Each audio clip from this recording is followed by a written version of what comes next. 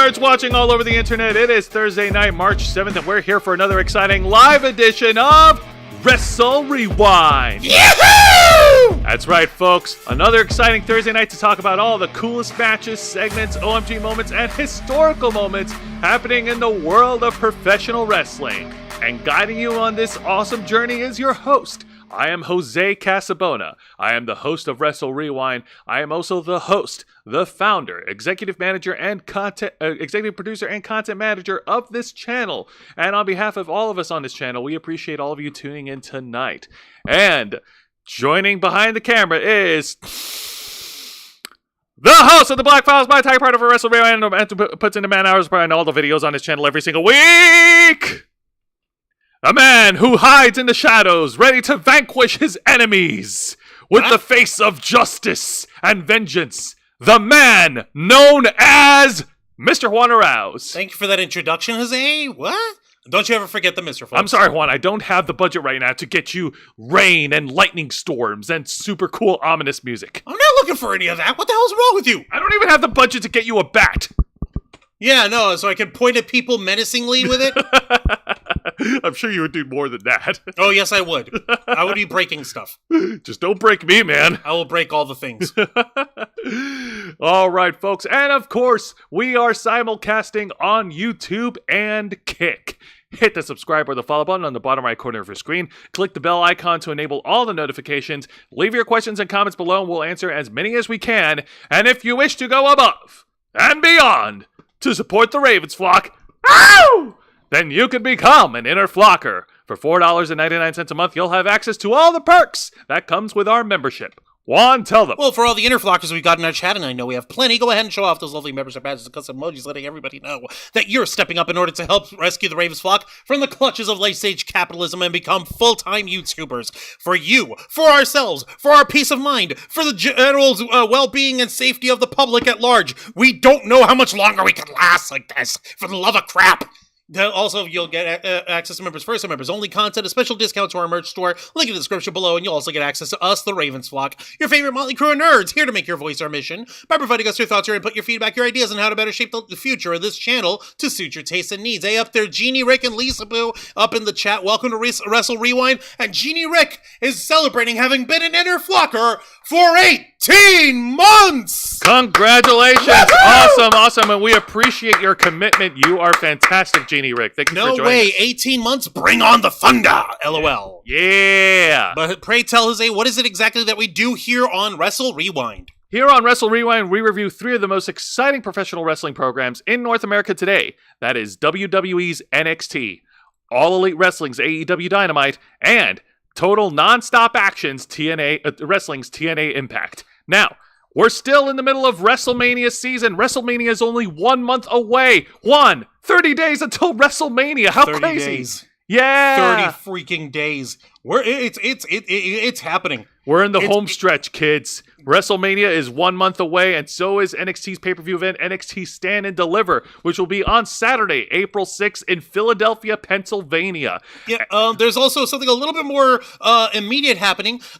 This coming Friday, so 24 hours from now, TNA is having their next pay-per-view. TNA, Sacrifice. Yes! Sacrifice! The pay-per-view! The freaking pay-per-view where Scott Steiner made his math promo famous. And Lord knows that's been played millions and millions of times. And also, this past Sunday, we had an historic pay-per-view from All Elite Wrestling, AEW's Revolution, which gave us the farewell match, the retirement match of the icon, Sting.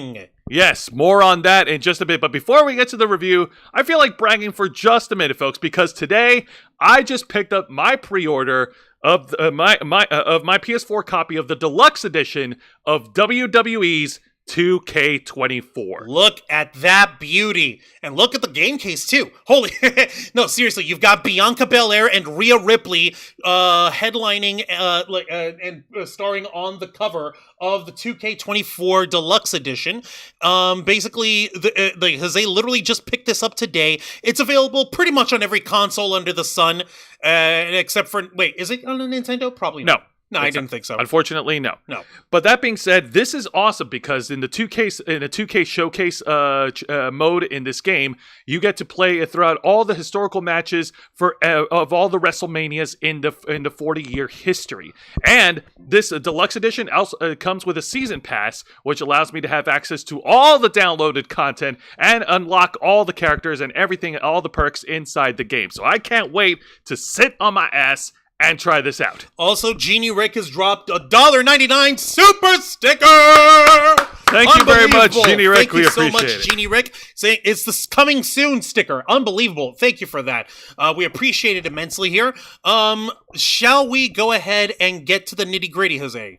Yeah, let's go ahead. I guess my only downside is that I wish I had a PlayStation 5 because there is another like version of 2K24 that's above that. That's literally the 40 Years of WrestleMania edition that has more content, but that's for the newer consoles. And I'm like, damn it, man, I don't have a PS5.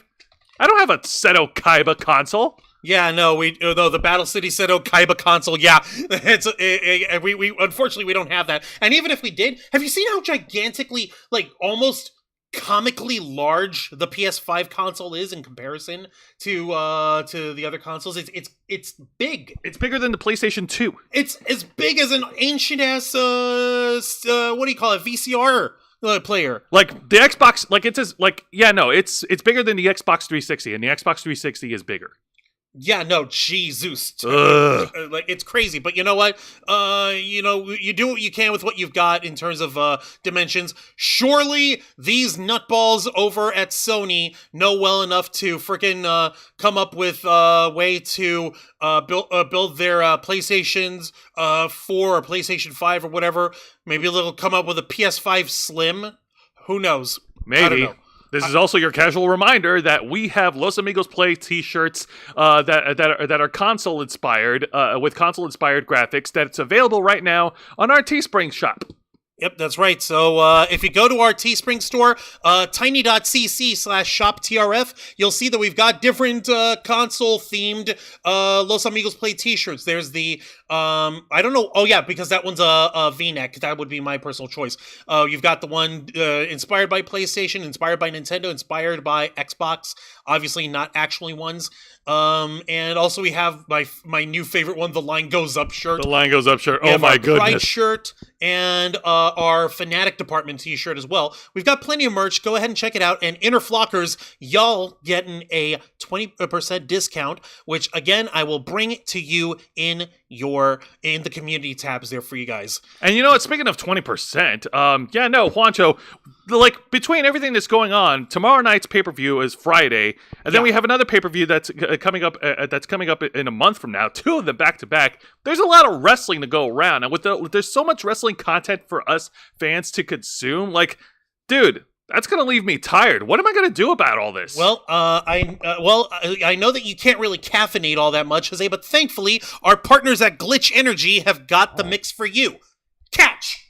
Hey, that's right, folks. Zero calories, 0 carbs, 0 sugars, and 0 crash.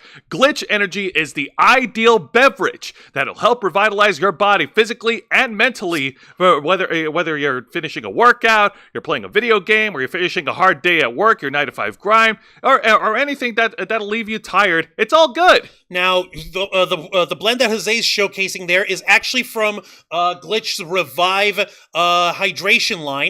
And this one is caffeine-free, but it's an electrolyte formula. It's influenced by His and Hers Live. And basically, it's great for post-workout recuperation of those delectable electrolytes. That's right. And folks, if you go right now onto glitchenergy.com and use our promo code FlockFuel, you'll receive a 20% discount on all of your online purchases. Thank you. So again, go to glitchenergy.com, use our promo code FlockFuel for 20% off. Then thank you again to Glitch Energy for partnering with the Ravens Flock. We will be reimbursing you for your therapy bills because you clearly need to get your heads checked for working with us, your favorite motley crew of nerds. Thank you, Juancho. All right, now with all that said and done, Juan, ring the bell. Let's begin. Mind if I do? All right, so let's go ahead and start off with this review with by talking about the TV special, this week's TV special from NXT Roadblock. It is the final stop before WrestleMania weekend, and we open up NXT Roadblock with a special one-on-one match, and not just a regular one-on-one match. This one is themed as an asylum match. Now, last week, me and Juan, we debated, is it going to be a weaponized steel cage match, or is it going to be a cinematic match? And yeah, no, I gotta give 10 points to Juan for this one, because this was a weaponized steel cage match. By which Jose means that he owes me $10, but he's just calling it a point system so it hurts less. Shut up. No, never. All right, let's show the graphic. And these guys competing in the asylum match is Joe Gacy versus Dijak. All right, before we get into that, Jose, I've got breaking news that we need to bring out. It's not pro wrestling related.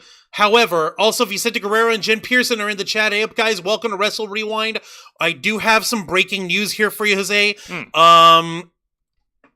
Angel just let us know over here that the creator of Dragon Ball Z, Dragon Ball GT, Dragon Ball Super, the entirety of the Dragon Ball franchise, Akira Toriyama, has passed away. Oh shit. Yeah, no, this is brand new. This is breaking news right now as we're speaking. Fuck. Yeah. Oh man. I'm actually trying to see if I can find the news source right now. I'm trying to get confirmation of this. We will be back with this information. If we can't get any information on it right this moment, then we'll be then we will let you guys know on this week's edition of the Ravens Flock. We'll table it for now. We'll put a pin on that for now, but let's continue with the review. Gosh, dang it, man. Ow, speaking of hitting a roadblock, man. Okay, that was bad pun, but I get it. All right. Let's do our best to go on with the show. All right. So this weaponized cage match had all of the toys. They had steel. The WWE was nice enough to put the weapons inside the cage. So you got the table, you have a steel chair, you got kendo sticks, you've got chains, you got a fire extinguisher that Joe Gacy tried to use early but was fumbling the ball on it. These guys continue to brawl back and forth with Dijak laying in the chair shots on Joe Gacy. And then Dijak came across this really weird wooden box that says "Do not open." He opens it, and a freaking boxing glove, like a gas-powered boxing glove, comes out and punches. Seriously? Yes. Like a freaking Looney Tunes fucking thing? Like a Looney Tunes fucking thing? Yeah. Like what? For 5 seconds, we entered a fucking Looney Tune. We entered a cartoon world as Dijak gets punched by the freaking gag box right before Joe Gacy finally gets the fire extinguisher working and douses out Dijak and douses out the whole cartoon sketch. You gotta be kidding me. Oh my goodness. It is so wild. The fans are definitely on their feet for Joe Gacy and his crazy antics. Like, whatever this character is doing, this new version of Joe Gacy, he's kind of just kooky. He's kind of just kooky, and the fans like it. Yay, people like kooky. Yeah, I mean, right there. The picture says it all. Like, there's Joe Gacy dousing Dijak with the fire extinguisher after the gag box. And then later, as the action continues, we get a really cool high spot from the top of the steel cage structure. I want you folks to keep in mind that the steel cage is 10 feet tall. And the wrestling ring is already elevated by what? 4 some odd feet, roughly, off of the ground. So that's a good estimate. You're about 15-ish feet up in the air if you're on top of the edge of the cage. But that being said, risk is more of a suggestion for some wrestlers, as Dijak leaps off the top of the steel cage structure and hits Joe Gacy with a moonsault, but wasn't able to finish the match. No. The punishment must continue. And as Joe Gacy was able to turn it around, Joe Gacy sets up a table in the middle of the ring with the happy face drawn on it, because of course it is. What? Joe Gacy tried to go to the Dijak was able to regain control and tried to go for a superplex spot, driving Joe Gacy through the table. But Joe Gacy pushes Dijak off. Dijak crashes through the table, and Joe Gacy does a cannonball senton through Dijak. You gotta be freaking kidding me. Dude, this is fucking hilarious. This is really how they started the show? Yes. Holy shit, that's hilarious. But unfortunately, in the final moments of the match, Dijak was able to duct tape Joe Gacy blind. Joe Gacy put up a valiant effort, but Dijak hit not one but two Feast Your Eyes finishing moves to pin and win. Your winner of the Asylum match, Dijak. Oh, god dang it, man. I know, man. Being kept down by the man. Man. But the man's man. But nevertheless, this was a fun and exciting way to open up Roadblock, and I am definitely all for the weaponized steel cage match. This isn't the first time we had an Asylum match. To draw a little bit of a reference, 2016 on an edition of Monday Night Raw, Chris Jericho versus Jon Moxley in an Asylum match, and that one was a lot more brutal because Jericho actually took a thumbtack spot to the back. Yeah, well, then again, like you said, that's Jericho and Moxley. I mean, how much more maddening can we get to in that regard? I know, but to think that WWE actually okayed all that brutality. Yeah, well, that was back when he was Dean Ambrose, so yeah. Yeah, that's true. Good grief. All right. So now we're going to go ahead and move on to the exciting match of the night. And you mean there was a match that was more exciting than this? These guys weren't throwing themselves off a cage. But they started the show with a bang. But this one has a story. Oh, a story. A story. A story. We're going to tell the story. This is a tag team match, player. Holla, holla. The teams of the NXT Tag Team Champions, the Wolf Dogs, Braun Breaker and Baron Corbin, defend their tag titles against Andre Chase and Duke Hudson, representing Chase University. There's a little bit of continuity in this, as back last year, fresh off his heel turn, Braun Breaker's first targets were Duke Hudson and Andre Chase. So, and surprisingly, they never brought that back up last week when Chase U confronted the Wolf Dogs. Well, I guess now's as good a time as any, dear Lord. Also, just to get back in on this, we did actually get the news for this.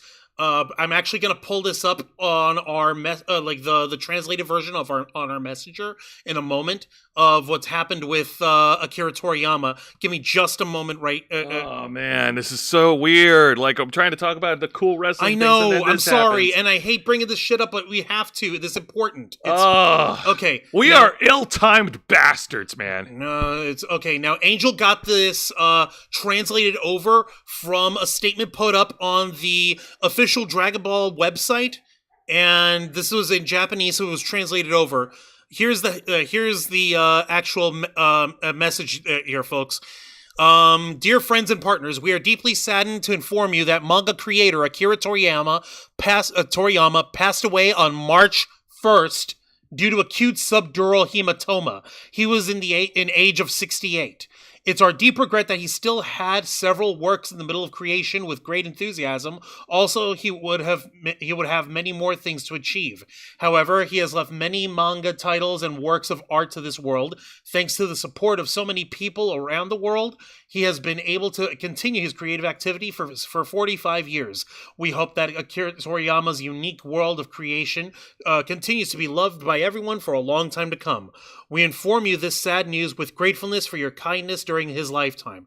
Funeral service was held with his family and very few relatives. Following his wishes for tranquility, we respectfully inform you that he would not accept flowers, condolence gifts, visiting offerings, and others. Also, we ask you to refrain from conducting interviews with his family. Future plans for a commemorative gathering has not yet decided. We will let you know when it is confirmed. We deeply thank you for your understanding and support as always. From Capsule Corporation, Tokyo, Bird Studio. Dated today, March 8th, rather, on the day of March 8th, 2024. Joseph? I think in the rare occasion, even though this is not a wrestling personality, I think we ought to actually take a moment and pay respect to him tonight with a 10-bell salute. And I think we'll also have to continue the rest of the show after this. What would you say, Jose? Let's go ahead and do that. Like, obviously we'll have more details to talk about this Saturday, and we'll give other folks in the Ravens flock an opportunity to share their thoughts about the latest passing. But yes, tonight here on this channel, on Wrestle Rewind, we are going to pay our respects and give a moment of silence for Akira Toyama, the man who literally gave birth to the entire Dragon Ball franchise. A man who will not be forgotten, and a man who we will commemorate now on the Wrestle Rewind with a traditional 10-bell salute. So, Mr. Toriyama, this is for you.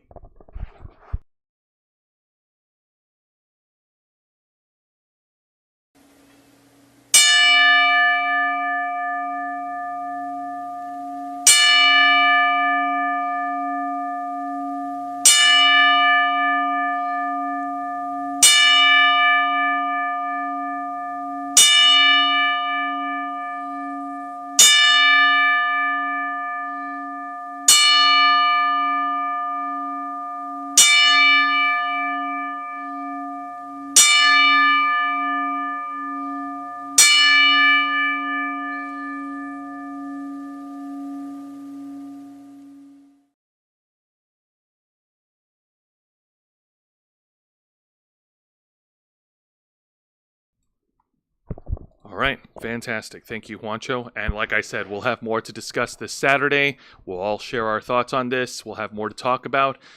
But for right now, it's going to be weird to try to get back on track, but we're going to do our best, folks. Let's go ahead and continue the review for this year's NXT Roadblock. Right, Juan? All right, the show must go on. And again, thank you guys for sharing in this moment of silence with us, and we'll get to discuss more of this on Saturday night's episode of the Ravensflock. Absolutely. All right, so getting back to the tag match. First of all, Baron Corbin and Braun Breaker, they have amazing chemistry in the middle of the ring. They actually pulled off a really cool double team spot where Baron Corbin hits Andre Chase with a clothesline, and then while Braun Breaker has him set up poised for a German suplex. Like those two moves, how they connect with each other, that was so awesome. We got some more back and forth action as Braun Breaker was able to neutralize Duke Hudson at ringside, hitting with a flying clothesline off the ring apron. And from then on, Andre Chase was fending off the fight on his own. Like, he was fighting off against the odds against Braun Breaker and Baron Corbin. And to his effort, Andre Chase, he put up a great fight. He hit a flying crossbody onto Braun Breaker. He hit his offense, but it wasn't enough to stop the champions. In the end, Baron Corbin hit the end of days onto Andre Chase, and Braun Breaker followed it up with a spear to pin and retain. Your winners, and still the NXT Tag Team Champions, the Wolf Dogs. Why do you insist on calling them that? Because until Braun Breaker stops wrestling on NXT and finally wrestles on SmackDown full time, this is gonna happen, Juan. This is what's gonna happen? Yes! Really? You think they won't bring it at Stand and Deliver? You think they won't? Well, they did come out with the freaking wolf dog face masks kind of thing. I know. which is a little cooler, Yeah. Reminiscent of when the Shield did that for a little while, which is awesome. When they were when their nicknames was the Hounds of Justice. So, still, what the fuck? I love it. I love this shit. All right. Then for the best segment of the night, we actually have an in-ring segment featuring the one of the newest breakout factions of NXT, the No Quarter Catch Crew, and their NXT Heritage Cup champion, their newly champion, Charlie Dempsey. All right, so fantastic. These guys are celebrating. The No Quarter Catch Crew. What's with this weird hand sign? Is something wrong with their wrists? Do they have? Are they suffering from carpal tunnel? Take a look. Okay. Yeah. No. Okay. So Charlie Dempsey. It looks like he's trying to massage the inside of his wrists. It looks like they're all actually trying to massage the inside of their wrist. Okay. To give you a little bit. It's carpal tunnel syndrome. Yeah. No. You dumbass. No. That actually originated from Drew Gulak, because Drew Gulak is a specialist in submission wrestling. So that's kind of like his thing. And what does it even mean? I think it's like a call sign saying yeah, I'm going to bind you. I'm going to constrict you. I'm going to break you. A submission is the only mission, as Hulk Hogan would say back in the day. Ew. I digress. So what I'm trying to ask is why? What? That's such a weird hand signal. It is a weird hand signal, but it's their hand signal. For goodness sake, man. Jesus, man. We've seen weirder. Yeah, true, we have. Okay. There's people scissoring each other in Jacksonville, Juan. Okay, why? Okay, yeah, I get what you mean. All right, what the hell's going on? All right, so these guys are celebrating their victory, and it pretty much put the entire NXT roster on notice as their declaration to dominate the NXT division. But but just as they were continuing, we get a surprise visit from the 2008 King of the Ring, wrestling legend himself, WWE's own Sir William Regal. Oh, shit! Yeah! Former head of NXT, one of the founding fathers of NXT, if I remember correctly, and a IRL father of Charlie Dempsey. Okay. Oh, and speaking of which, the fans, they weren't subtle about it at all. They pretty much chanted, "He's your father! He's your father!" Oh my god! They continued on, like they acknowledged the champ, but like they continued on with the promo segment. William Regal went on to emphasize the importance of the NXT Heritage Cup and how it is a representation of the best in British and, by extension, European strong-style wrestling. He also emphasized how he was one of the earlier pioneers of that style of wrestling and how much the Heritage Cup meant to him. And he hopes that Charlie Dempsey could carry that tradition and defend it with the honor and the respect that it deserves. And obviously fighting stiff and fighting dirty and fighting hard. Actually, oh my god, I know what this is! Oh my god, I realize what this is! What is this? Jose, the No Catch Quarter Gang, No Quarter Catch Crew. Yeah, the No Quarter Catch Crew. Oh my god, I just realized what this is. What? This is the WWE's version of the Blackpool Combat Club. I said it last week! Ah! I predicted it again! Ah! Oh, son of shit! a bitch! To which Charlie Dempsey got on the mic and told his dad, "I'll defend the Heritage Cup better than you ever did." Oh! And the only thing William Regal said, and it was so weird, he just said, "Fee, fi, fo, fum. I'll be watching." What the hell does that mean? I smell the blood of an Englishman? What? Fee, fi, fo, fum. Who the hell says that? Who the hell says that when they're being talked down to by their kid? That sounds like something that 2015 Roman Reigns would say if he told another fairy tale story. Succotash bullshit. Or Jack and the Beanstalk bullshit. Good grief. Okay, that is so weird. What the fuck, Regal? No, I would have understood la-dee-da. Like, oh, well, la-dee-da, oh, how cute. Sunshine, but I'll tell you something, but I'll tell you something, talk is cheap, go out there and prove it, or some shit. I would expect him to chew the boy out, no problem. Fee, fi, fo, fum? The fuck? Fuck, man!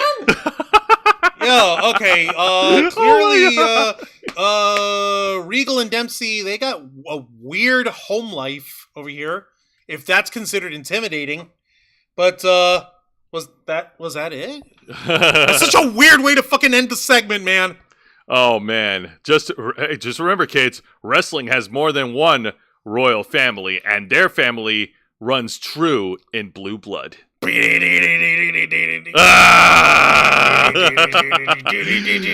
being said, great promo segment. And yeah, it's apparent to the fans, like, no one's stupid. They know that William Regal is his father, but it was still a good segment, and William Regal did a great job in putting over the Heritage Cup.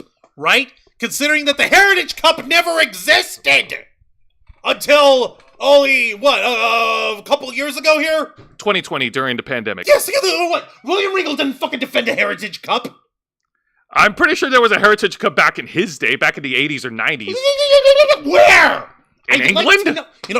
Fuck this. I'm gonna look it up. I'm gonna find out. Why are you questioning it? Because if he's going to say, "Oh, I defended this before, and you're going to defend it now," I would like to know what the fuck he's referring to, old man. You weird, strange 55-year-old man. Listen, he gave us NXT. He gets a pass. I'm not giving anybody a pass. Okay, nobody gets a pass from me. If you're gonna make a reference to something, you better make it fucking make sense. I swear to Bob. It makes more sense than the Blackpool Combat Club title. That's not very hard to do. Yeah, I know. Let me take a look over here. Accomplishments, MCW Southern Heavyweight. Nope. Yeah, there is no fucking Heritage Cup of any fucking kind that I've seen. I recommend you check in the first paragraphs of his pro wrestling career. Maybe it might reference something. Early career, early years. Let's see. Blackpool Pleasure Beach. Shooter at the boat. British Wrestling. Laura Hayes. There's got to be some reference. You know what? Hold on. F Cup. Nope. Nope. Oh my god. Only one reference of the word cup in anywhere in his biography on Wikipedia, and it's a reference to the AEW Owen Hart Cup. God damn it. And, yeah, no. So sorry, no. Get your kayfabe stories right, guys. Come on. Because if I can do a Google search and it turns up nothing, then you fuck it up royal, man. I know, man. You let Juan discredit you. How dare you? Come on, WWE. You're supposed to be better than this. You're supposed to be way better. What the fuck, Starscream? But all the same, yeah, no. William Regal did good in hyping up the Heritage Cup. So for what it's worth, okay? Yeah, still, look, if I have to, it gets me questioning about a man's legacy, and if he brings something like that up, then I'm going to fucking call it out. I have to, because otherwise, I would be putting truth to lies. Speaking of Blackpool BCC, Vicente Guerrero's comment, I hope this NXT's Blackpool Combat Club does not get a member going mock style and bleeding every week, GCW style. I seriously hope. No, WWE would not allow that. Mm-hmm. Even because with these guys are actually smart. And he's saying, like, maybe Regal was meaning that he would be a giant watching over him? I guess.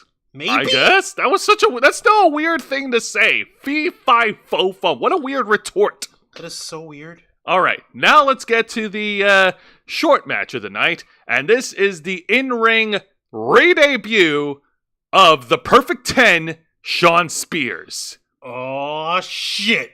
And this match did not last very long. It was a squash match putting over Shawn Spears as Shawn Spears laid on the local jobber with his Death Valley Driver finishing move to pin and win. Then after the match, he got on the mic and he was taunting Ridge Holland to confront him. Ridge Holland came down to the ring, put a beating on Shawn Spears, and he grabbed the steel chair, and Shawn Spears dared Ridge Holland to hit him and prove him right before the referees and officials were able to stop Ridge Holland from giving in to Shawn Spears. Good grief, man. It's like, no, he's waiting with arms wide open. Under the sunlight. Welcome he's to daring the day. Hit me in the steel chair in the face with arms wide open. He's daring Ridge Holland to turn to the dark side, Juan. Nikki Bella's over here saying it's high time for Gunther to lose the Intercontinental Championship. Maybe. We don't know against who, though. We don't know against who. I'm hoping for Chad Gable, personally. He deserves it. Thank you! That's not happening. Yeah, I know.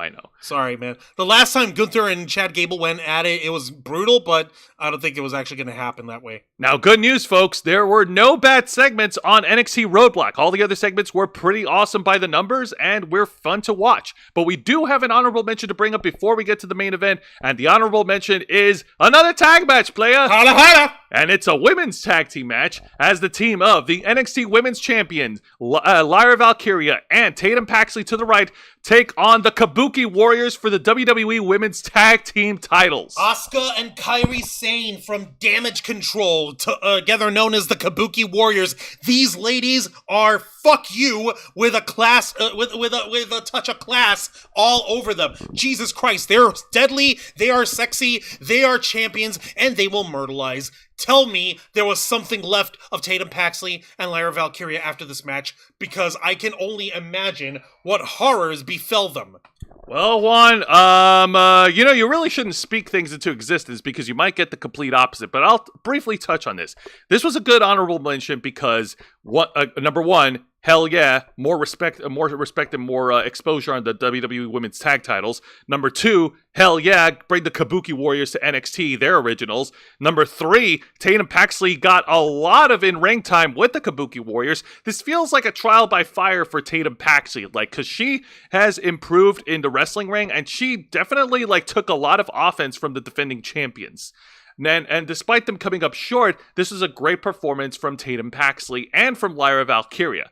And yes, but again, getting back to my earlier point, despite the efforts, the Kabuki Warriors were able to put away the tag team with their double finishing move. It's really cool. Asuka sets up for a leg sweep or something, just as Kairi Sane goes to the top rope and hits the insane elbow, dropping it on Tatum Paxley to pin and retain. Your winners, and still the WWE Women's Tag Team Champions, the Kabuki Warriors. Was there ever any doubt? Was there really? I don't think there was. Listen, I have nothing but love and respect for Lyra Valkyria and Tatum Paxley. God knows I like me crazy women. That's why I married one. But the point here is, what in the world? What was anyone thinking?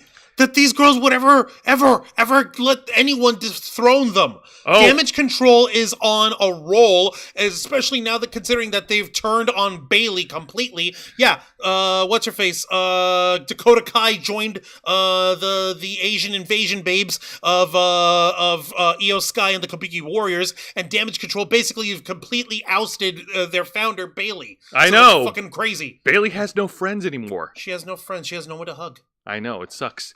But Juancho, we're about to crank up the craziness to up by 50 levels, because after the match was over, out comes the crazy, unhinged Roxanne Perez, who puts a beat down on Lyra Valkyria, targeting her left arm. She drives her shoulder first into the ring post, all before positioning her over by the turnbuckle and wrenching and pretty much hurting Lyra Valkyria's arm so bad that the EMTs and officials had to cart her out of there.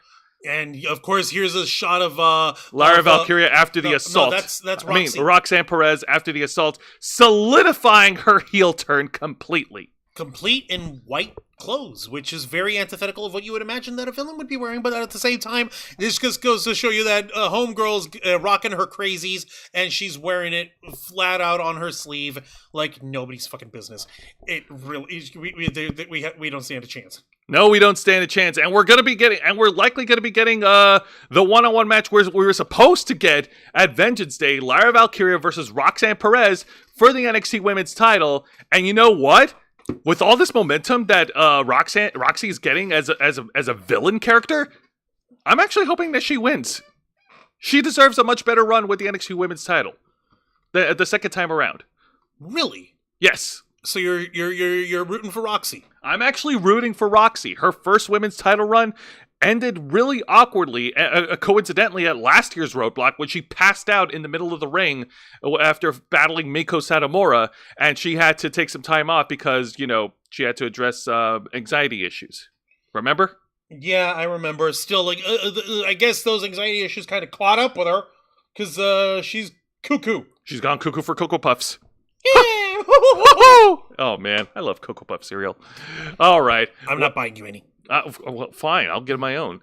Now let's get to the main event of NXT Roadblock. 2 superstars will compete to challenge Ilya Dragunov for the NXT Championship at Stand and Deliver. And I never thought that I'd be talking about this in a main event spot, but it's Carmelo Hayes versus Tony D'Angelo, the Dime of NXT, the Gabagools. Forget about it. The guy who's just running his legitimate business over here. Exactly. Yeah, the poppity poopy. The peepity poopity pop. The poppity poopy. Oh my god. Peepity poopity pop. I wonder what jokes, Juancho, if he does become NXT champion, I can't wait to see what new gags you're going to bring to the table. I've got nothing right now, so I'm just going to stick with the poppity poopy. All right, so this was a stellar main event, and Tony D'Angelo showed off a lot of his raw strength and athletic ability. I like where what he does is that he catches Carmelo Hayes, rolls over, and does these like amateur like mat slams and suplexes, and it's so cool to watch. Sweet. And it's so easy for fans to forget that behind the character of this mafia don, this Italian don, it's an actual legit wrestler. Yeah, of course. He's just wearing a ridiculous gimmick on him, but that doesn't mean he can't go. He goes. Oh, yeah, he goes hard. And Carmelo Hayes can go just as hard. He was able to turn things around after some underhanded tactics in the middle of the ring. And Carmelo Hayes was able to continue the offense on Tony D. Tony D was able to fire back, but Carmelo Hayes was able to hit Tony D with the final cut and then hit him with the code breaker. And just as it looks like Carmelo Hayes had the match won, he goes to the top turnbuckle to try to hit nothing but net. And then Trick Williams' entrance music plays, and the fans go wild, and everyone is looking up on the stage, including Carmelo Hayes' security guards, to find out if he's going to show up. And it turns out it was a huge fake out orchestrated by Tony D'Angelo. As Carmelo Hayes turns around, Tony D'Angelo flattens him out, hits his finishing move, the forget about it, to pin and win. Your winner and challenging Ilya Dragunov at Stand and Deliver for the NXT title, Tony D'Angelo! The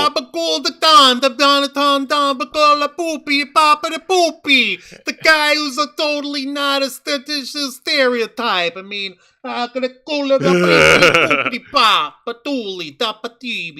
Jesus, jumped up crazy. This gag will not get old anytime soon. Nope. And to be perfectly fair, it doesn't need to get old anytime soon because, I mean, he's now the number one contender. Hells yeah. And as a parting gift for Carmelo Hayes, Tony D'Angelo plays Trick Williams' music again.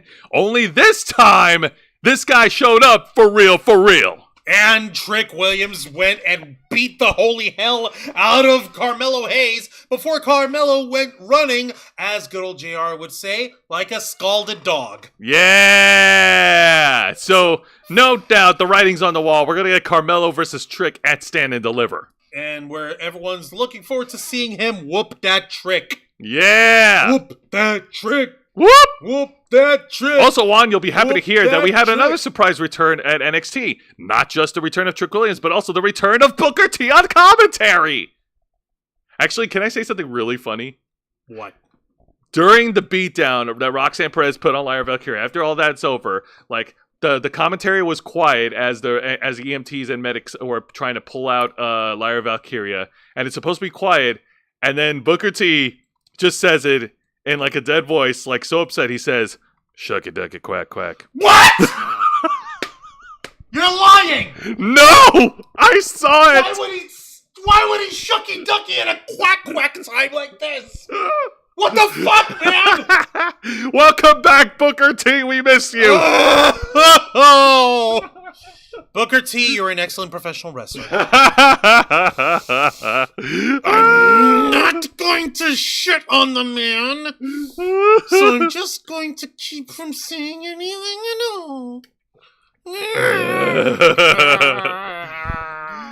Oh no, Juan, save your aggro meter in just a bit. What do you mean aggro meter? I mean, not aggro meter, but I mean like your anger meter, sorry. I don't know. Why did I say if I get aggro, I'm going to lose 50 DKP because they didn't know what the fuck to do.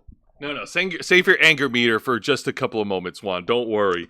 But yeah, great TV special, great roadblock, and this definitely sets everything up for NXT Stand and Deliver. Yeah, Vicente Guerrero in the chat saying that seeing Roxy as a crazy heel makes him miss Nikki Cross. It makes me miss AJ Lee. God, I miss AJ. Yeah. Now, before we get into this week's edition of AEW Dynamite, me and Juan were going to discuss the main event for this year's AEW's Revolution.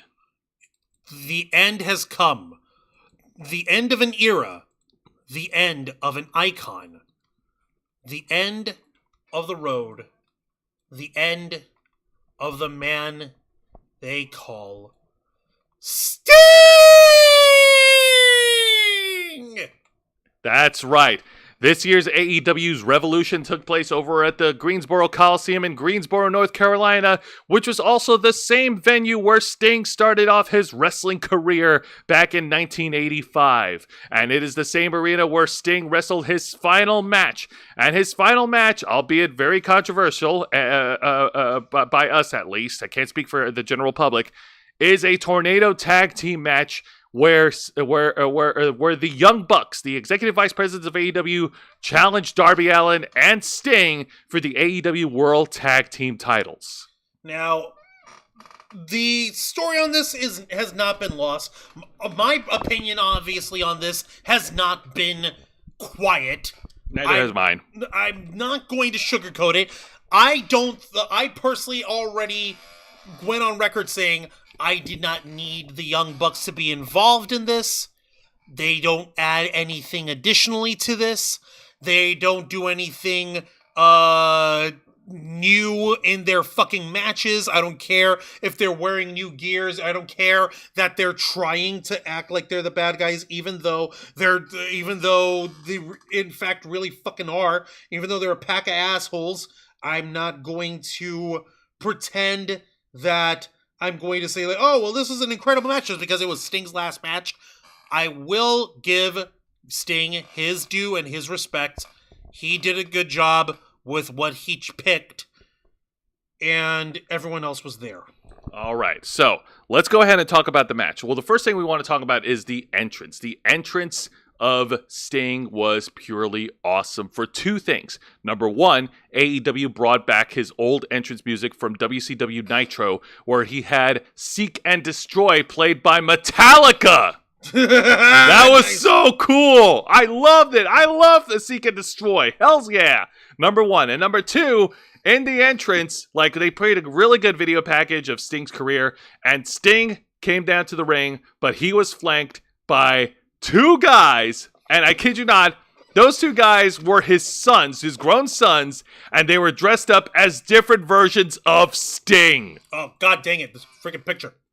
Check it out. One of his sons is dressed up as Surfer Sting. Yep. And the other guy in the back, his other son, is dressed up as Wolfpack Sting. So, different eras of Sting's career. Where's Joker Sting? He only has two sons, Juan. Come on, man. How many Stings does he have? Yeah, but listen, he can't just ask Darby Allin to put on a Joker face. I mean, do you really want to see that?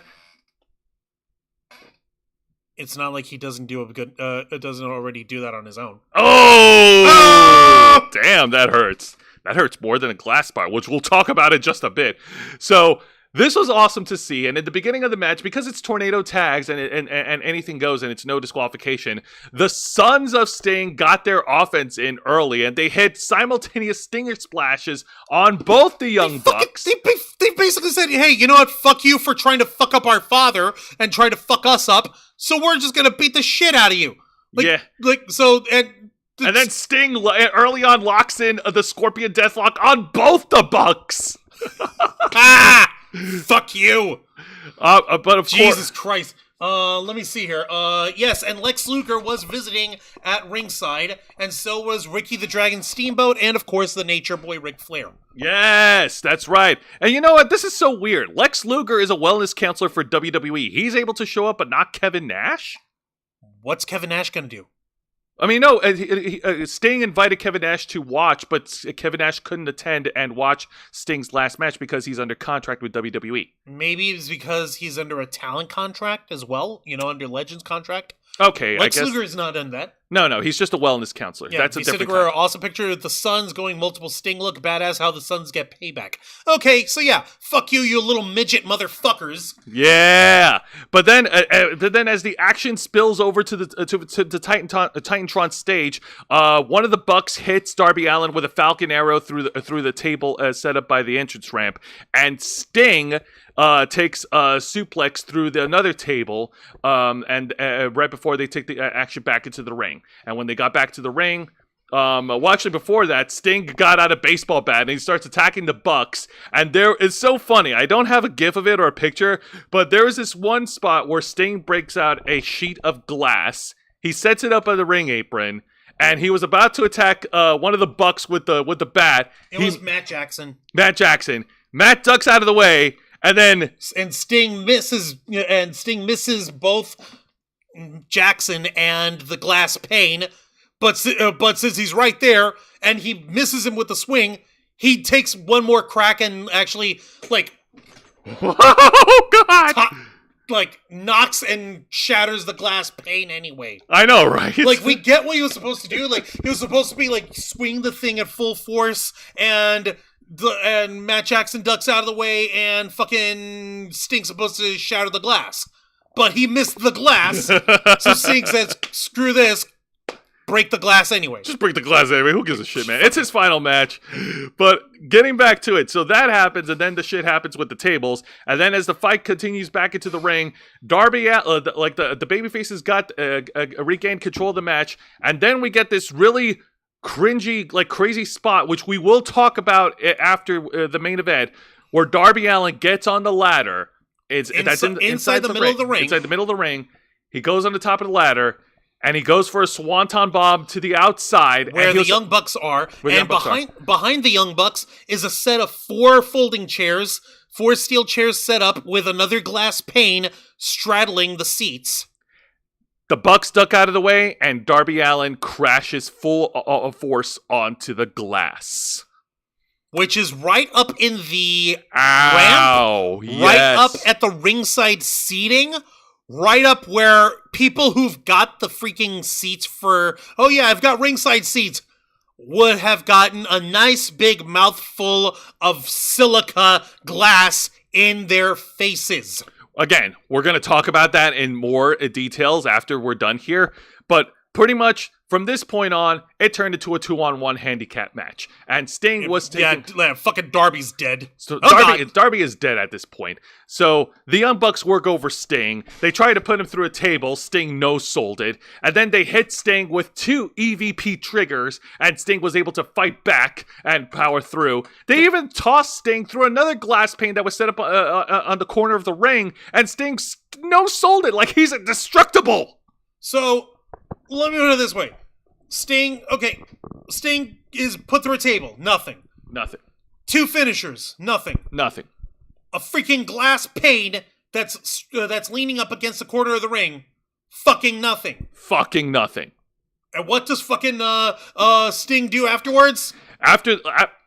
He fires up. And he's freaking...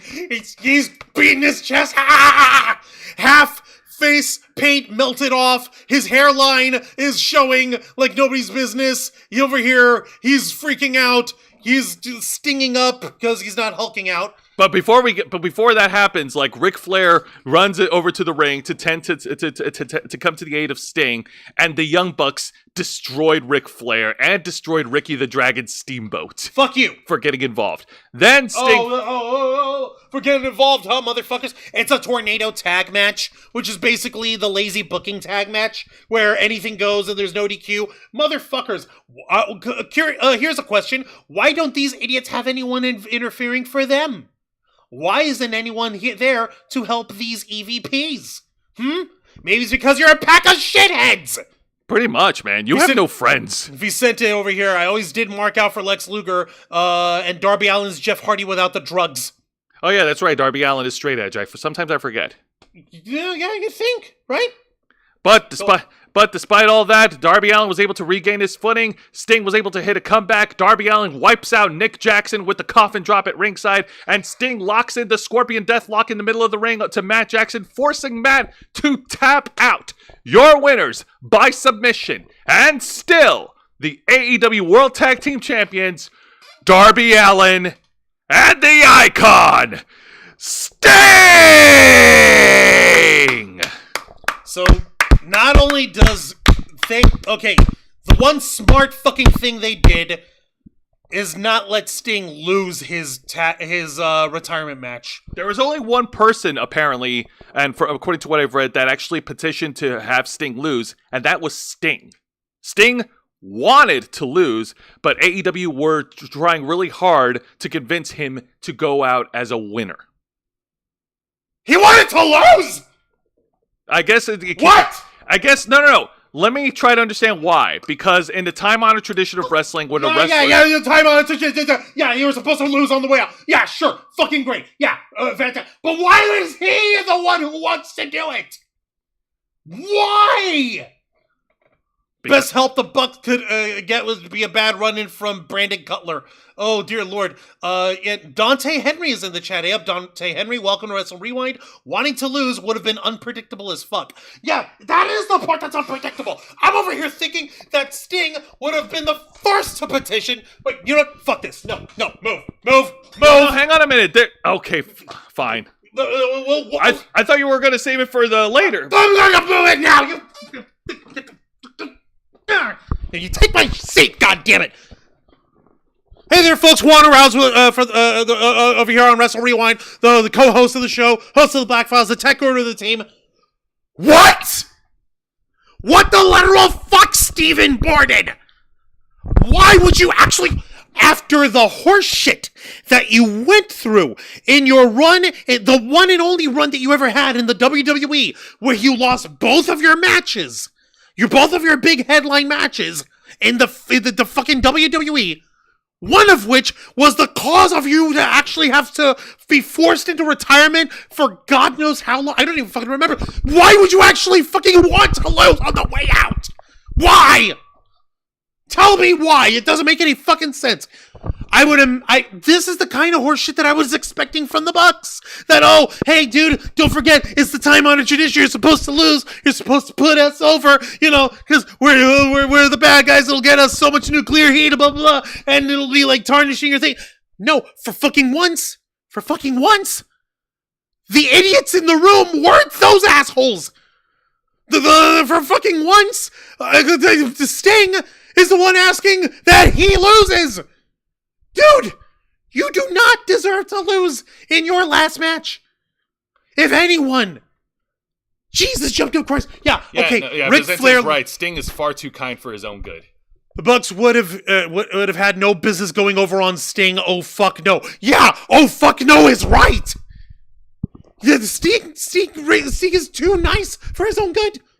That's the best way that anybody can put it. I don't understand it. And I get the argument that, yes, Sting is a traditionalist when it comes to wrestling. And we've seen this happen with wrestlers losing in their sunset years. Stone Cold Steve Austin lost to The Rock. John Cena lost to Austin Theory at WrestleMania. I don't think that's his farewell match. But what the fuck is he doing losing to Austin Theory for? Why? It don't make no fucking sense. Austin Theory's a scrub. He ain't done nothing yet. He's a fucking scrub. Even when he was U.S. champion, he was a fucking scrub. Motherfucking done shit. John Cena should have whipped his ass last year at WrestleMania without any problem. But of course, the ridiculousness of the events of this match didn't end with just how the match ended. Well, before we get to that, I just want to mention that, despite Sting's opinions on who should have won, it was definitely well received in the wrestling world. TNA Wrestling even put out a video of highlighting the best matches and moments in Sting's career in TNA, and even Michael Cole during WWE's Monday Night Raw even mentioned and congratulated Sting on his final match. Is anyone gonna try to disrespect Sting? No. Hell no. Hell no. Go ahead and go to the next thing. You know how to do this part of the show. I know how to do this. However, despite all the praise that it's getting, there was one thing that we have to talk about. This was the major bone of contention that's being criticized right now, and that is the freaking glass spot from Darby Allin. Yeah, the one out in the middle of by the ramp. Okay, well, just like I mentioned earlier, that the placement where the freaking glass pane just exploded under Darby Allin's 149-pound fucking body is concerned. That glass went flying everywhere, especially to the folks who were sitting up at ringside. You could even see in one camera angle that there was this couple, this one guy and a lady next to him, that they actually had glass come up, freaking puff, and freaking shower directly at them, directly on them. Now, obviously, That's fucking stupid. Why would you set up the glass pane to be there? According to what I've read, this spot was specifically for Darby Allin's idea, and he was pushing really hard to do this for the main event, because of course he did. You know where else you could do this, son? Over anywhere else! Do it in the ring, for God's sake! Where the other fucking glass fucking freaking goddamn fucking spots went! Okay? That way, if there's fucking glass pieces flying all over the fucking joint, you minimize the risk to the audience! Because that is lawsuit city right there. I do not give a damn what anyone says or thinks. That glass gets lodged in some poor kid's septum, and then you're fucked. Proper fucked. Now, in an effort to cover their asses, AEW, and apparently from what I've read, they do this like every night when they go live. They actually put out a disclaimer on the Titantron, and it reads here, AEW's fan code of conduct. Caution. If you have a seat on the floor, you are at risk of being struck by persons, objects, barricades, and other items. Please be aware of the action as you are watching and move out of the way if someone or something is coming your way. By staying in this area, you assume all risks of injury to yourself and to your property.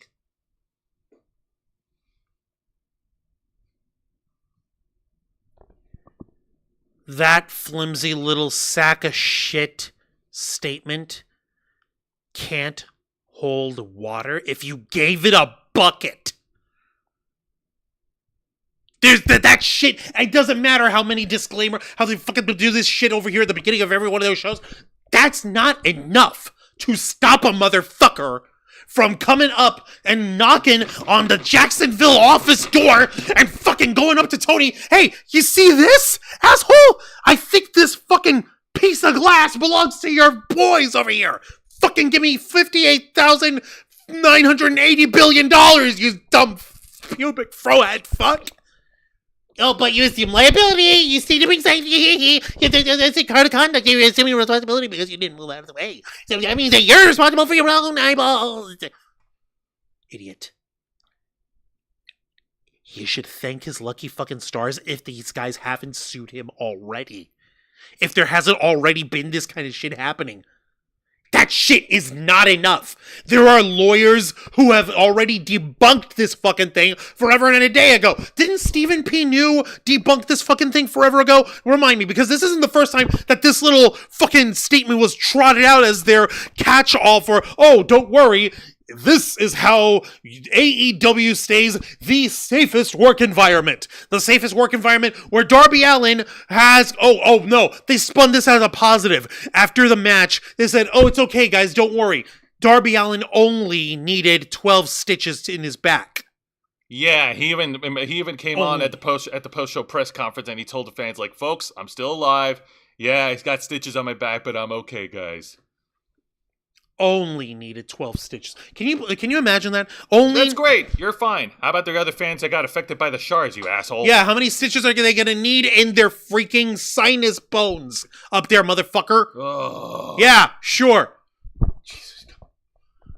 Dante Henry saying, I'm pulling up front row to AEW shows in a hazmat suit, while Vicente's like, I'm wearing huge goggles in front rows. Yeah, no, wear a freaking scuba mask or something to protect your face. Jesus, man. This little fucking statement is not the catch-all, like, end-all, be-all safety thing that the AEW marks fucking try to make it out to be. It's not. They need to thank their lucky fucking stars that whoever's at ringside has enough money to afford tickets and clearly, up to this point, has not given enough of a fuck of their well-being for it to have either have affected them or that they could afford to take a fucking face full of glass and they'll take it and smile and laugh. No. It's fucking irresponsible. It's fucking stupid. What the fuck is wrong with you, Tony? You have to veto some shit every now and then and tell them, hey, look, this sounds cool. I love it, but no. I say no. I don't want some overzealous Karen or Kyle to come up to me with a lawsuit. Please, for our sake, no. You can do your glass spot. You can do your dive spot. Just not there. Put it somewhere else.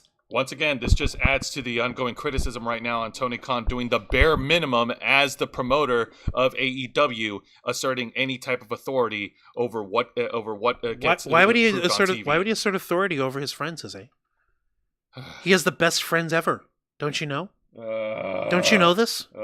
Isn't this something that you've been told before? Oh my god! I mean, look at what all the friends have done at the Wembley. Yeah, next thing you're going to tell me that AEW is sports-based wrestling.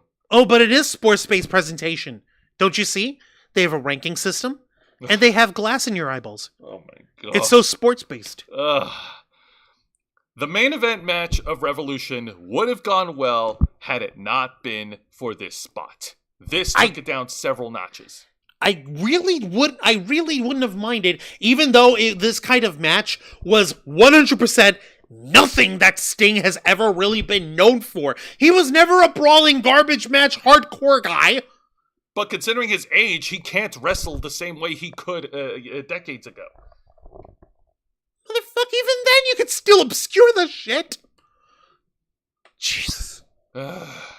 Sting, you're an excellent dude, but for the love of God, what the fuck? Vincent Guerrero saying more like AEXPW.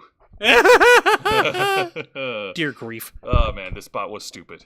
And Tony and this freaking response from AEW is fucking irresponsible. No, they haven't put a response. All right, this is from their fans. All right, fine. This is from the most incredible, the smartest marks in the whole world, Don't you know how they Wembley? Don't you love how these guys Wembley? Yeah, they're the greatest of all time. Seriously, yeah, great job. The greatest safety record of all time. Asses. They have the greatest safety record of all time. Oh my god! And they Wembleyed so good. Don't you love how they Wembley so good? All right, let's move on. Yeah, fuck this noise. Take your chair back. Close off this part of the thing with what happened with Sting's thing here. Yeah, get your butt cushion there. All right, all right. Sensitive ass. Now let's move on to this. Oh yeah. Following the match, Sting was trying to cut a babyface promo, his farewell promo, but he was told that apparently that they were running out of time, and the fans who were watching on pay-per-view couldn't watch the rest of the promo, so the AEW had to end the broadcast. We're out of time! We're out of time! Oh man. Oh my god. I know. Really? I guess it kind of feels funny because that's how like WCW would end their pay-per-views. Like sometimes they would end it with promos that would go on past the time limit on the pay-per-views. So I don't know if this seems like a weird coincidence or just fucking incompetence from AEW's part. It's fucking incompetence. These guys need to get their shit straight. All right. Well, you know what? AEW Revolution is done and gone and over with. Sting wrestled his last match, and you know what? If he's getting praised for it, who are we to judge Sting's choice? I'll judge shit all the livelong day. It's part of my job to judge shit. All right, well, let's go ahead and wipe our hands clean, and let's talk about this week's edition of AEW Dynamite. Light the fuse, hit the boom, Dynamite! Wait a minute. Juan, what the hell is this? What the hell's what? That sign, right there. What is that? That's not Dynamite, is it? Yes, it is. No. That's the new sign of AEW Dynamite. No. Look, I remember what it looks like. It's the big AEW letters, and on the bottom it says Dynamite. And yeah, I know how it looks like. This is not it. Is it? Yeah, it is. I don't know what you're talking about, Jose. Oh, by the way, it's a new season of Dynamite. That means new logos. New logos? Yeah. That means everything's new now. That's so weird. That's going to give everybody so many ratings. All right, well, look at how colorful that is. Huh, next thing you're going to tell me they're going to plaster this newness all over the place, right? They did. Oh, they did. No, they didn't. Tell me they didn't, Juan. Let's show folks what we've got in store with the new season of Dynamite here. The hell? Wait, that's their stage? Yeah, that's the new Dynamite stage. You've got two tunnels there. One for the good guys and one for the bad guys. Oh, okay, kind of like how. Okay, kind of like how they set it up in the beginning. No, you have two condoms now, Jose. Yeah, you have one condom for the bad guys to keep the bad guys out, and one condom for the good guys to keep the good guys in. Oh, this is the new stage of Dynamite, Jose. You asshole! No, Jose. They don't go through the back door. This is all front stage stuff. This is how you light the fuse and hit the boom dynamite. Oh yeah, that reminds me. I actually looked up. They changed their new music. It's no longer Light the Fuse, Hit the Boot Dynamite. I'm still calling it that. I don't give a fuck. I know. But okay, this color scheme gives me like weird vibes. Like it gives me weird like Miami Heat / Phoenix Suns vibes. Yeah, I'm talking basketball for a sec, because of the color schemes.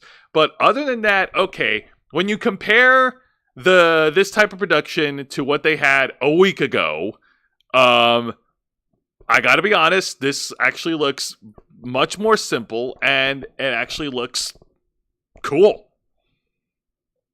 Yeah, it looks like freaking condoms.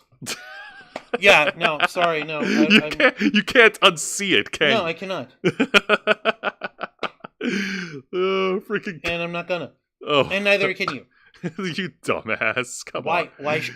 How am I the dumbass? Oh my god. No, really, how am I the dumbass? Am I the one who set up the stage?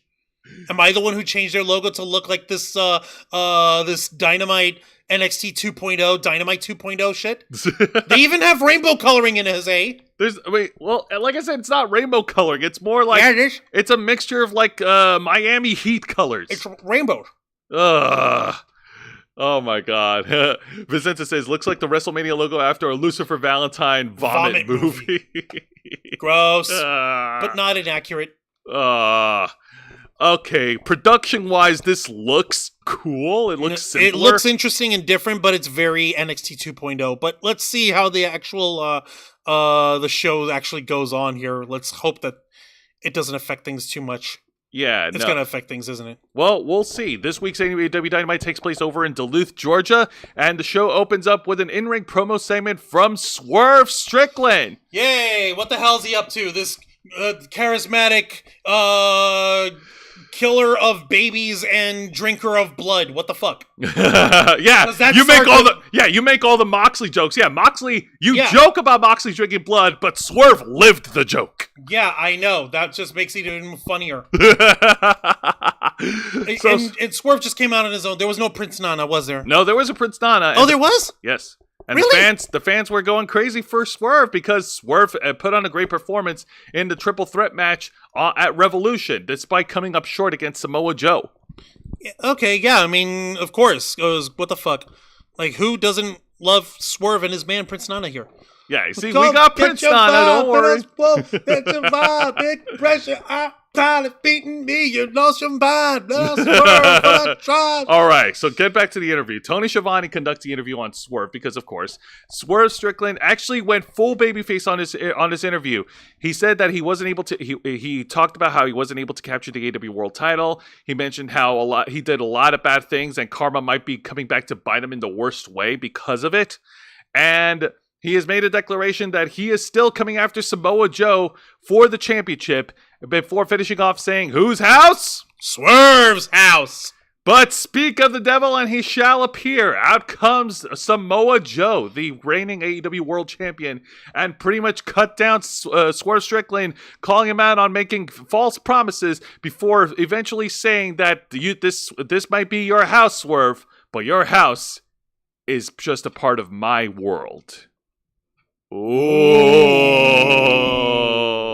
them's fighting words. Those are fighting words indeed.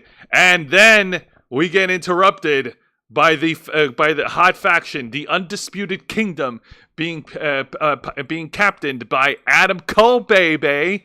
And Adam Cole got on the mic and he said that Samoa Joe is only AEW World Champion because the Undisputed Kingdom helped him on that. They allowed that to happen. And Samoa Joe should not forget about that. And that Wardlow, who won the All-Star Meat Banger Battle Royal, whatever you want to call it, at Revolution, Wardlow has a title shot against Samoa Joe for the AEW World Title. And that when Wardlow wins the championship, he's bringing it back to the Undisputed Kingdom. And then... Oh, shit. Oh, yeah. Then afterwards, Swerve got on the mic. He talked more trash at Adam Cole. And then there was an impromptu... Just to give you a spoiler, there was an impromptu tag match between Swerve and Joe versus the Ring of Honor World Tag Champs representing the Undisputed Kingdom, Matt Taven and Mike Bennett, where Swerve and Joe won. Oh, shit.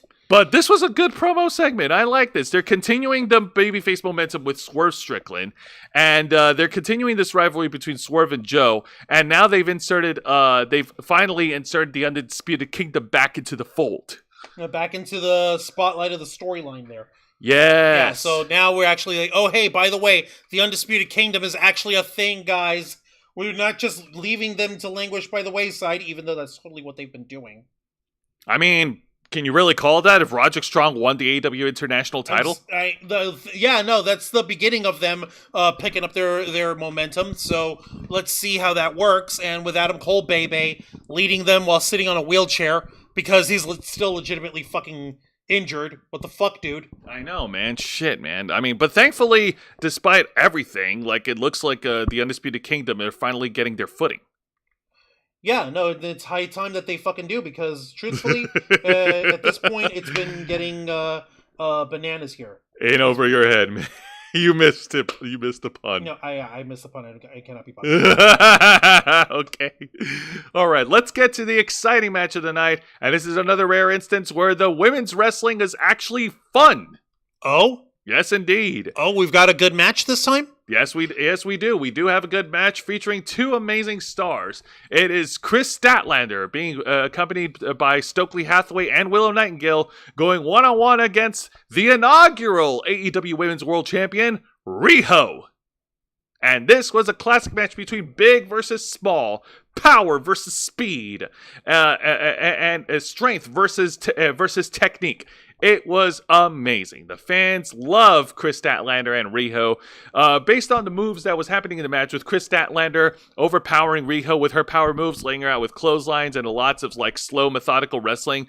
I guess that positions Chris Statlander as the de facto heel in this one-on-one fight.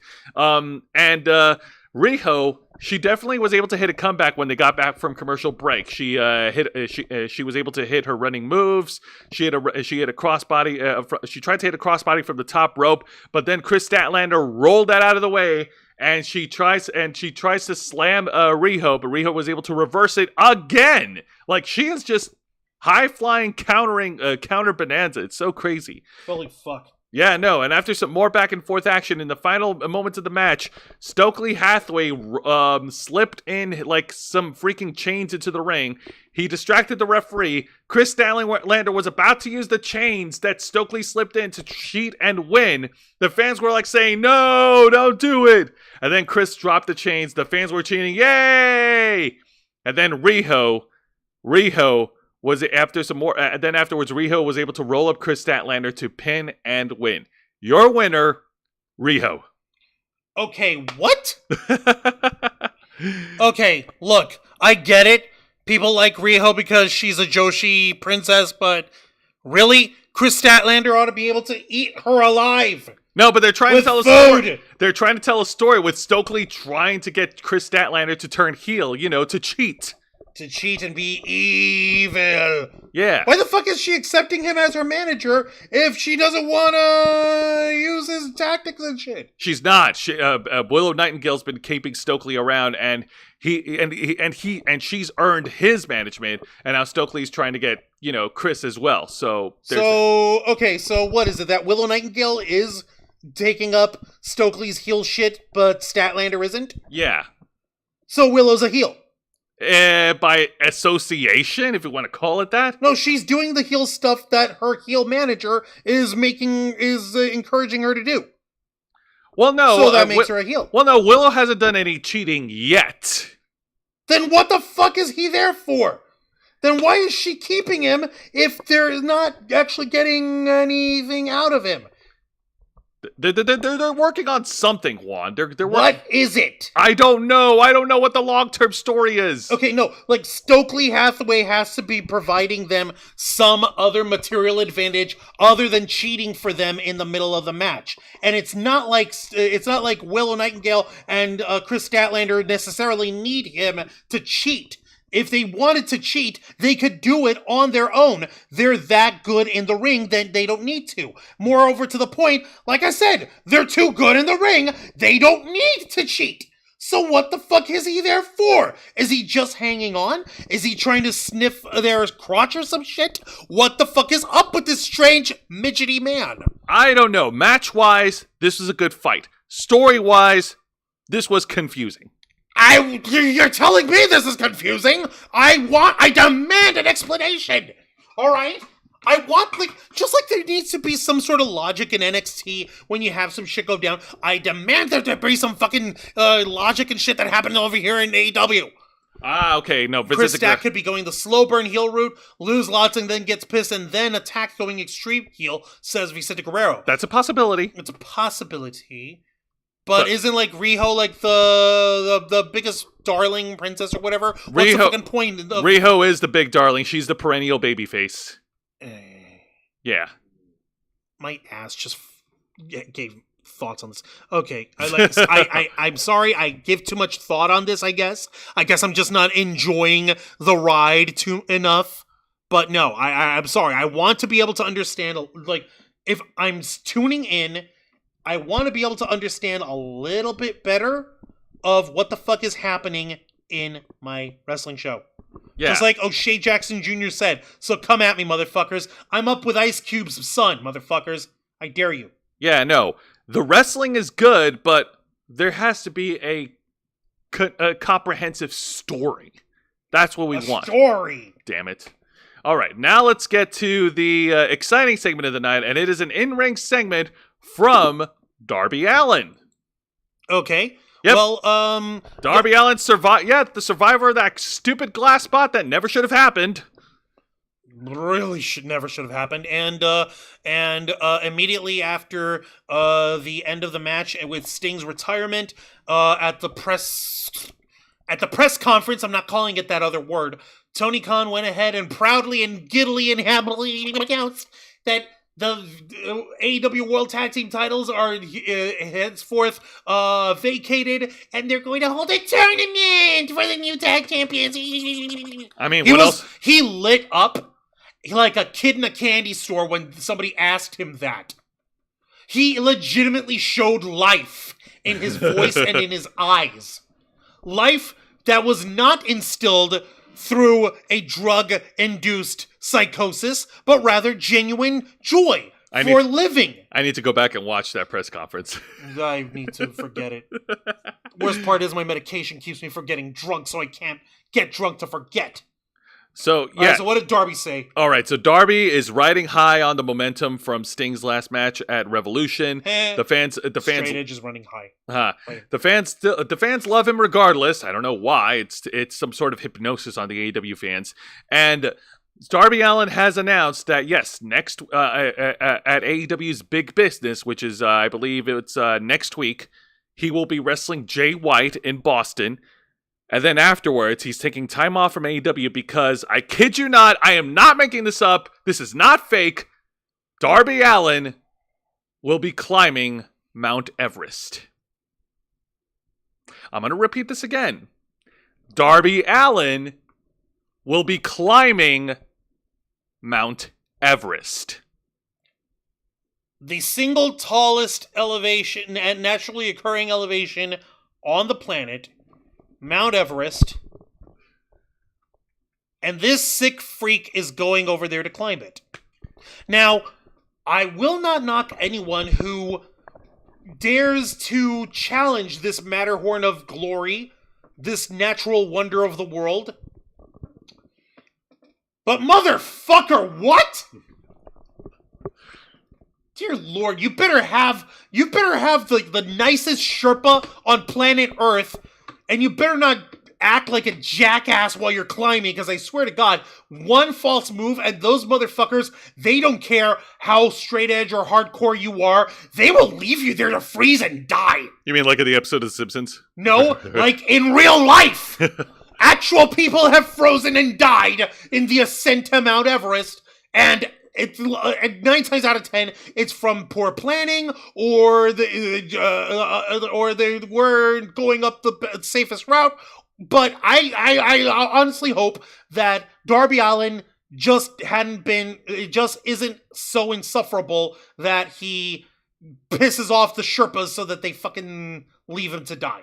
I hope he doesn't. I hope he doesn't. It did say like he doesn't know if he doesn't know if he's ever going to make it. He doesn't know if he'll come back alive, but he's going to give it his all in climbing Mount Everest. Obviously, the fans gave him a huge pop for that. But this is the point where I'm starting to get very concerned about Darby Allin's choices and his well-being. This is very concerning. No. At this point, fuck him. At this point, fuck it. He's literally hangs around with the cast of Jackass. Fucking let him. Like, the worst thing that could happen is he could freeze to death. Good luck, have fun, don't do anything stupid, hope you come back. Probably won't because you're a fucking nutball. But very much good luck to you, but you're fucking crazy, dude. Good luck, I mean it sincerely.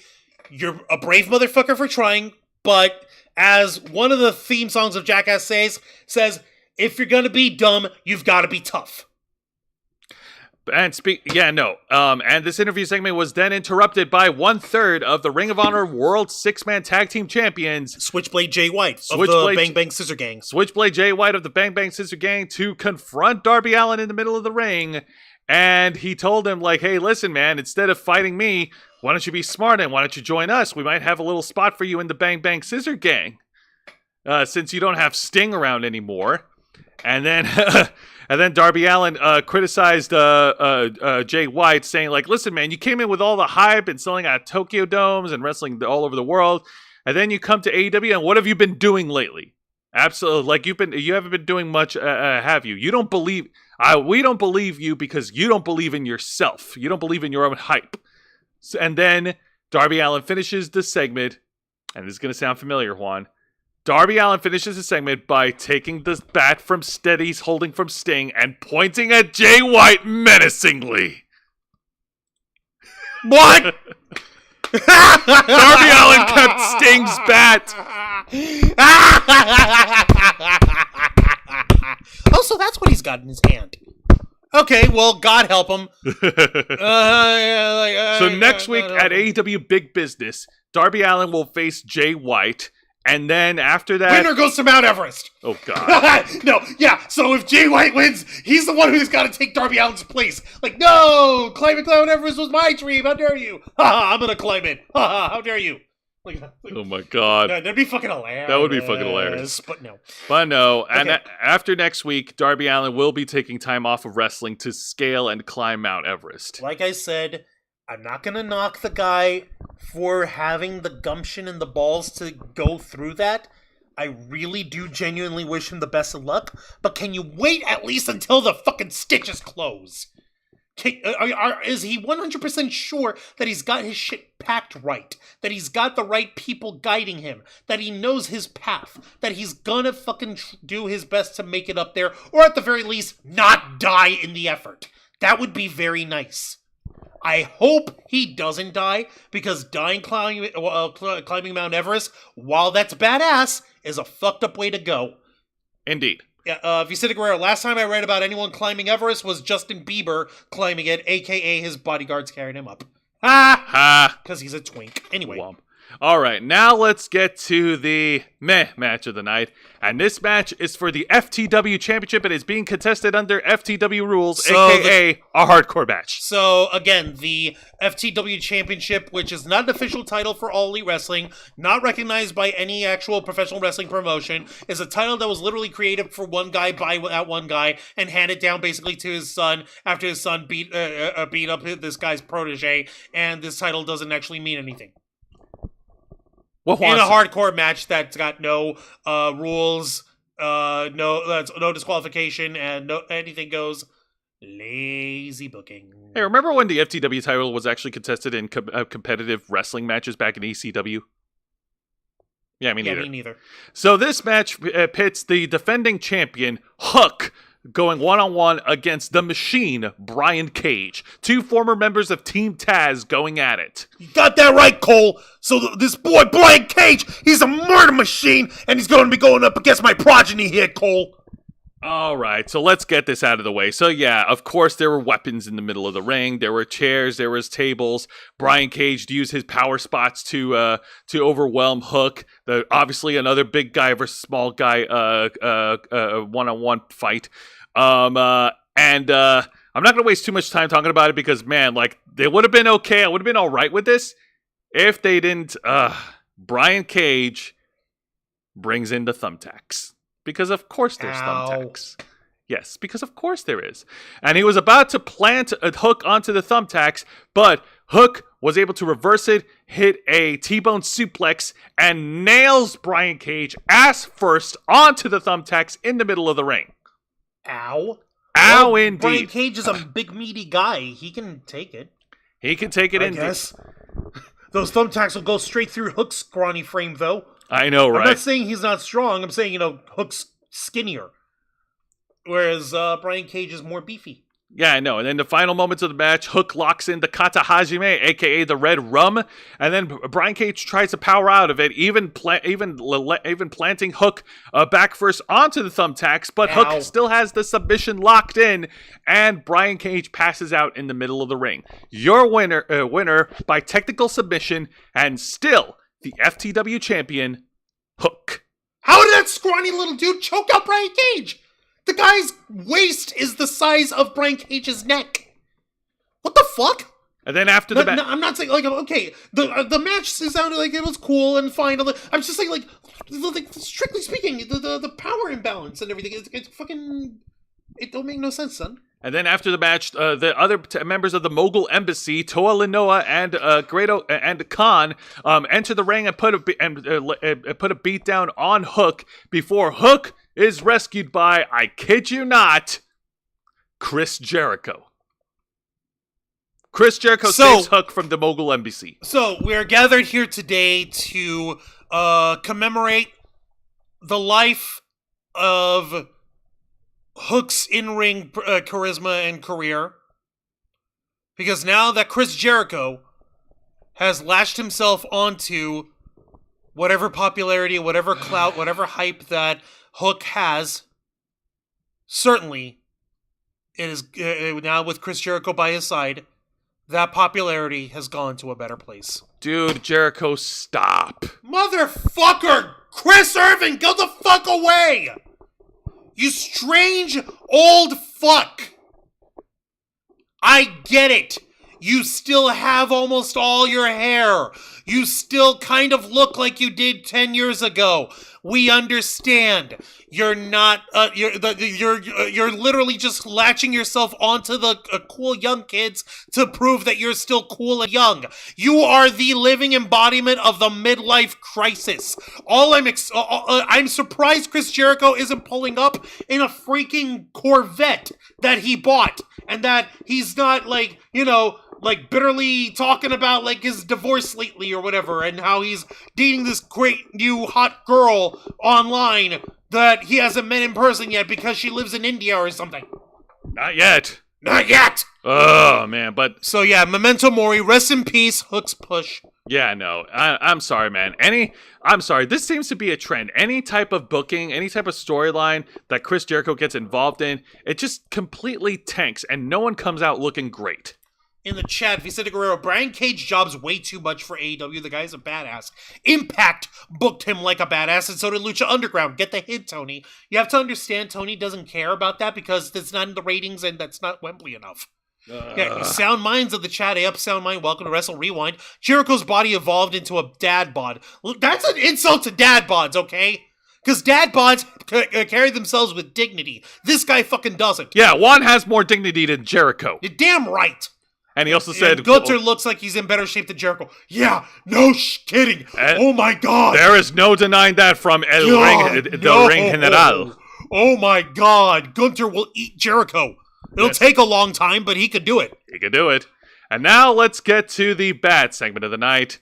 And this is an in-ring segment featuring the AEW Executive Vice Presidents, the Young Bucks, Matthew and Nicholas Jackson.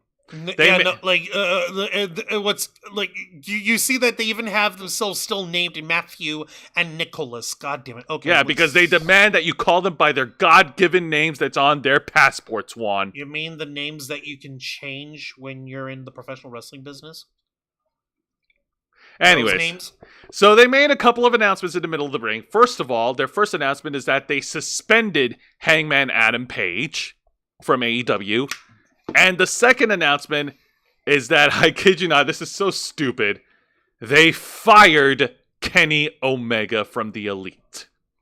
From the Elite, not from AEW? Not from AEW, from the Elite. They fired Kenny Omega, which, by the way, Kenny Omega is taking time off to address his health issues with, a little thing called diverticulitis. Yeah, that same thing that these guys legitimately in their fucking video game named the F5 as a fuck you to Brock Lesnar. I mean, Brock Lesnar deserves all the fuck yous now. Well, still, it's a matter of fucking really? Yeah, I know. It's stupid. So they fired Kenny Omega. They suspended Hangman Adam Page. So right now, the Elite is just the Young Bucks. These two fucking idiots. They're not the Elite. They're just these two fucking idiots. They're just these two fucking idiots. And then, having enough of their bullcrap, out comes Eddie Kingston going down to the ring, and he gets his ass kicked by the Young Bucks. And then, before the Young Bucks hit the EVP trigger, we hear a coin drop, and music plays, and it's none other than the former New Japan Pro Wrestling wrestler, the Rainmaker, Kazuchika Okada. He's making it rain, motherfuckers. This guy is dressed to the nines, and it looks like he's ready to whip somebody's ass. That's right. It's incredible. It's amazing. The Rainmaker's coming down to the ring. He's showering the AEW fans with his glorious presence, and he's making everyone know that he's joined up with the Elite. Joined up with the Young Fucks. He's joined up with the Young Fucks. He laid out Eddie Kingston with his finishing move, and he has turned heel and has sided with the Elite. And of course, in typical AEW fashion, there's an announcement posted by Tony Khan himself. Kazuchika Okada is officially All Elite. Now, there are some details about Kazuchika Okada's status with All Elite Wrestling that is so laughable and it's so stupid. According to what me and Juan have researched through the grapevine, Kazuchika Okada is signed to a 3-year contract with All Elite Wrestling, being paid a total of $8 million. No.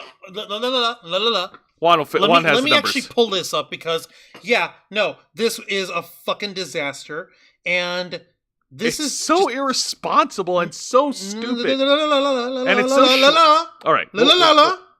Give a second. Okay. All right. According to the source over here from Tokyo Sports, Kazuchika Okada signed a 3-year deal with All Elite Wrestling for an approximated amount of 2 billion yen. When that dollar amount is converted to US dollars, that puts his 3-year deal at $13,537,800 for the entire run, which comes up to $4,512,600 per year. What the hell is wrong with you, Tony Khan? Even Brock Lesnar didn't get that much during his run into WWE. Jose, what was the last thing? It was the 2022 Brock Lesnar freaking payout. It was what, $1.2 million for that year? Something like that, yeah. It wasn't even that. Come on, man. That's more than Brock Lesnar. Jeez. This is one of the only times where I'm actually going to, one of the few times I'm actually going to unironically use anything regarding Kenny Oblivious here. But I'm just this was the fucking face I made too. This is absolutely irresponsible and short-sighted of Tony Khan and AEW to pay out that much money just for one wrestler. No. He's not paying for the wrestler. He's paying for that wrestler to not go anywhere for 3 years. Oh yeah, because you have to remember, Tony Khan doesn't have to pay $4 million a year. But since he can, he does this in order to make sure that he can keep these guys, this wrestler in there for a 3-year deal. That's right, because if that didn't happen, the only other option for Kazuchika Okada to go to would be the WWE. And even though Kazuchika Okada is a badass in the ring, when you actually pair him up and parse him in terms of how he would interact with other WWE wrestlers, strictly speaking, there wouldn't really be a good way for them to actually place him in order to actually have him be worth that much. And Okada would have to be dumber than a box of rocks to actually turn down a $4 million a year deal, a $4.5 million a year deal like that. Yeah. So yeah, I'm looking at this, and yeah, the Kenny Omega face. This is the only face that I can unironically go for. You're like, is this for real, guys? Are you fucking serious? You're burning this much money. Not to say he isn't worth it. I'm sure he believes he is. But let's not fucking mince words here. That's fucking stupid. That is financially irresponsible. But Tony Khan doesn't care. Do you know why? Because he has all the money in the world. Like, his bank account is a fucking bottomless pit for all we know. Yeah, because he's Wembley. Man. Now you guys get to see Kazuchika Okada fuck around for the next 3 years with these guys and watch them fuck his body up.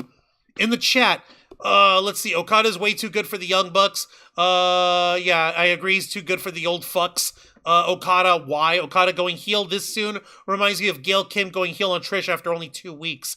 Yeah, TK is good at burning money. Okada's English is not the best. I think Okada would get lost in the shuffle in WWE. You're probably right, but at the same time... You're probably... Yeah, no, they probably have a good point. I mean, look how they treated Shinsuke Nakamura.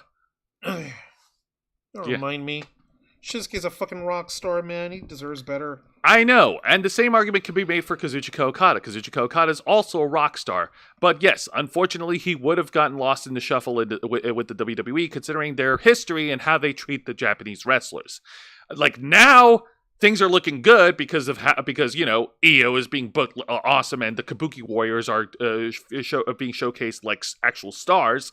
And yeah, they're doing a little bit better with Shinsuke Nakamura, but yeah, no, like Juan said, only an idiot would, like, I would certainly not turn down $4+ million a year for 3 years. But you'd have to be a fucking idiot not to actually fucking like try to come up with a more intelligent fucking deal for yourself. But remember, Tony Khan's not here to make money. He's here to make friends. $4.5 million for Kazuhiko, The Rock Hollywood money, Okada. Yeah. All right. Now, before we get to the main event, we do have an honorable mention, and this happened after one of the matches because we get the AEW Dynamite return of WWE Hall of Famer and former WWE Champion, the Rated R Superstar, Edge. Adam Copeland. Edge is back, and he's out for vengeance. He actually destroys the patriarchy, and he chases the AEW TNT champion, Christian Cage, out of the arena. Christian commits Grand Theft Auto and hijacks one of the SUVs, drives out of there, and Adam Copeland cuts an impromptu promo in front of the camera, challenging Christian Cage for the AEW TNT title 2 weeks from now on Dynamite in an I Quit match. Fuck. Oh, yes! Alright, well, let's see how well that fucking holds up. I really do hope that there's actually some finality with this shit. Like, listen, I love Edge, I love Christian. I don't want these guys to diminish and lower themselves any further with AEW's horrendous horse shit. I just hope to God that they actually get to finish up and that they're wrapping at this, because I'm sorry. They deserve to finish up properly. Come on, guys. I mean, Edge is not slowing down. Like, he's pretty much shown, like, even right now, he could wrestle pretty good in the ring. That's not the point I'm saying. No, I'm saying they need to finish their thing, because that was the whole point of what's his fucking face of Edge and Christian going to AEW to finish their careers together. Yeah, exactly. But like, there's no need to do it anymore. No, I understand. I get Hey, you. Come on, man. Like, I love these guys. Please, they deserve better. Well, now let's go ahead and get to the main event of this week's AEW Dynamite. And this is a one-on-one match between two members who used to team together in New Japan, who are now facing off one-on-one. And and these competitors are the newly signee to AEW, Will Ospreay, going one-on-one against the Ring of Honor World Television Champion, Kyle Fletcher. All right, so Will Ospreay coming in and weren't these guys on the same side? They were part of the faction called the United Empire, one of the stables that was popular in New Japan. Okay, so the United Empire. So okay, what the hell? Now, Right, so now they're on.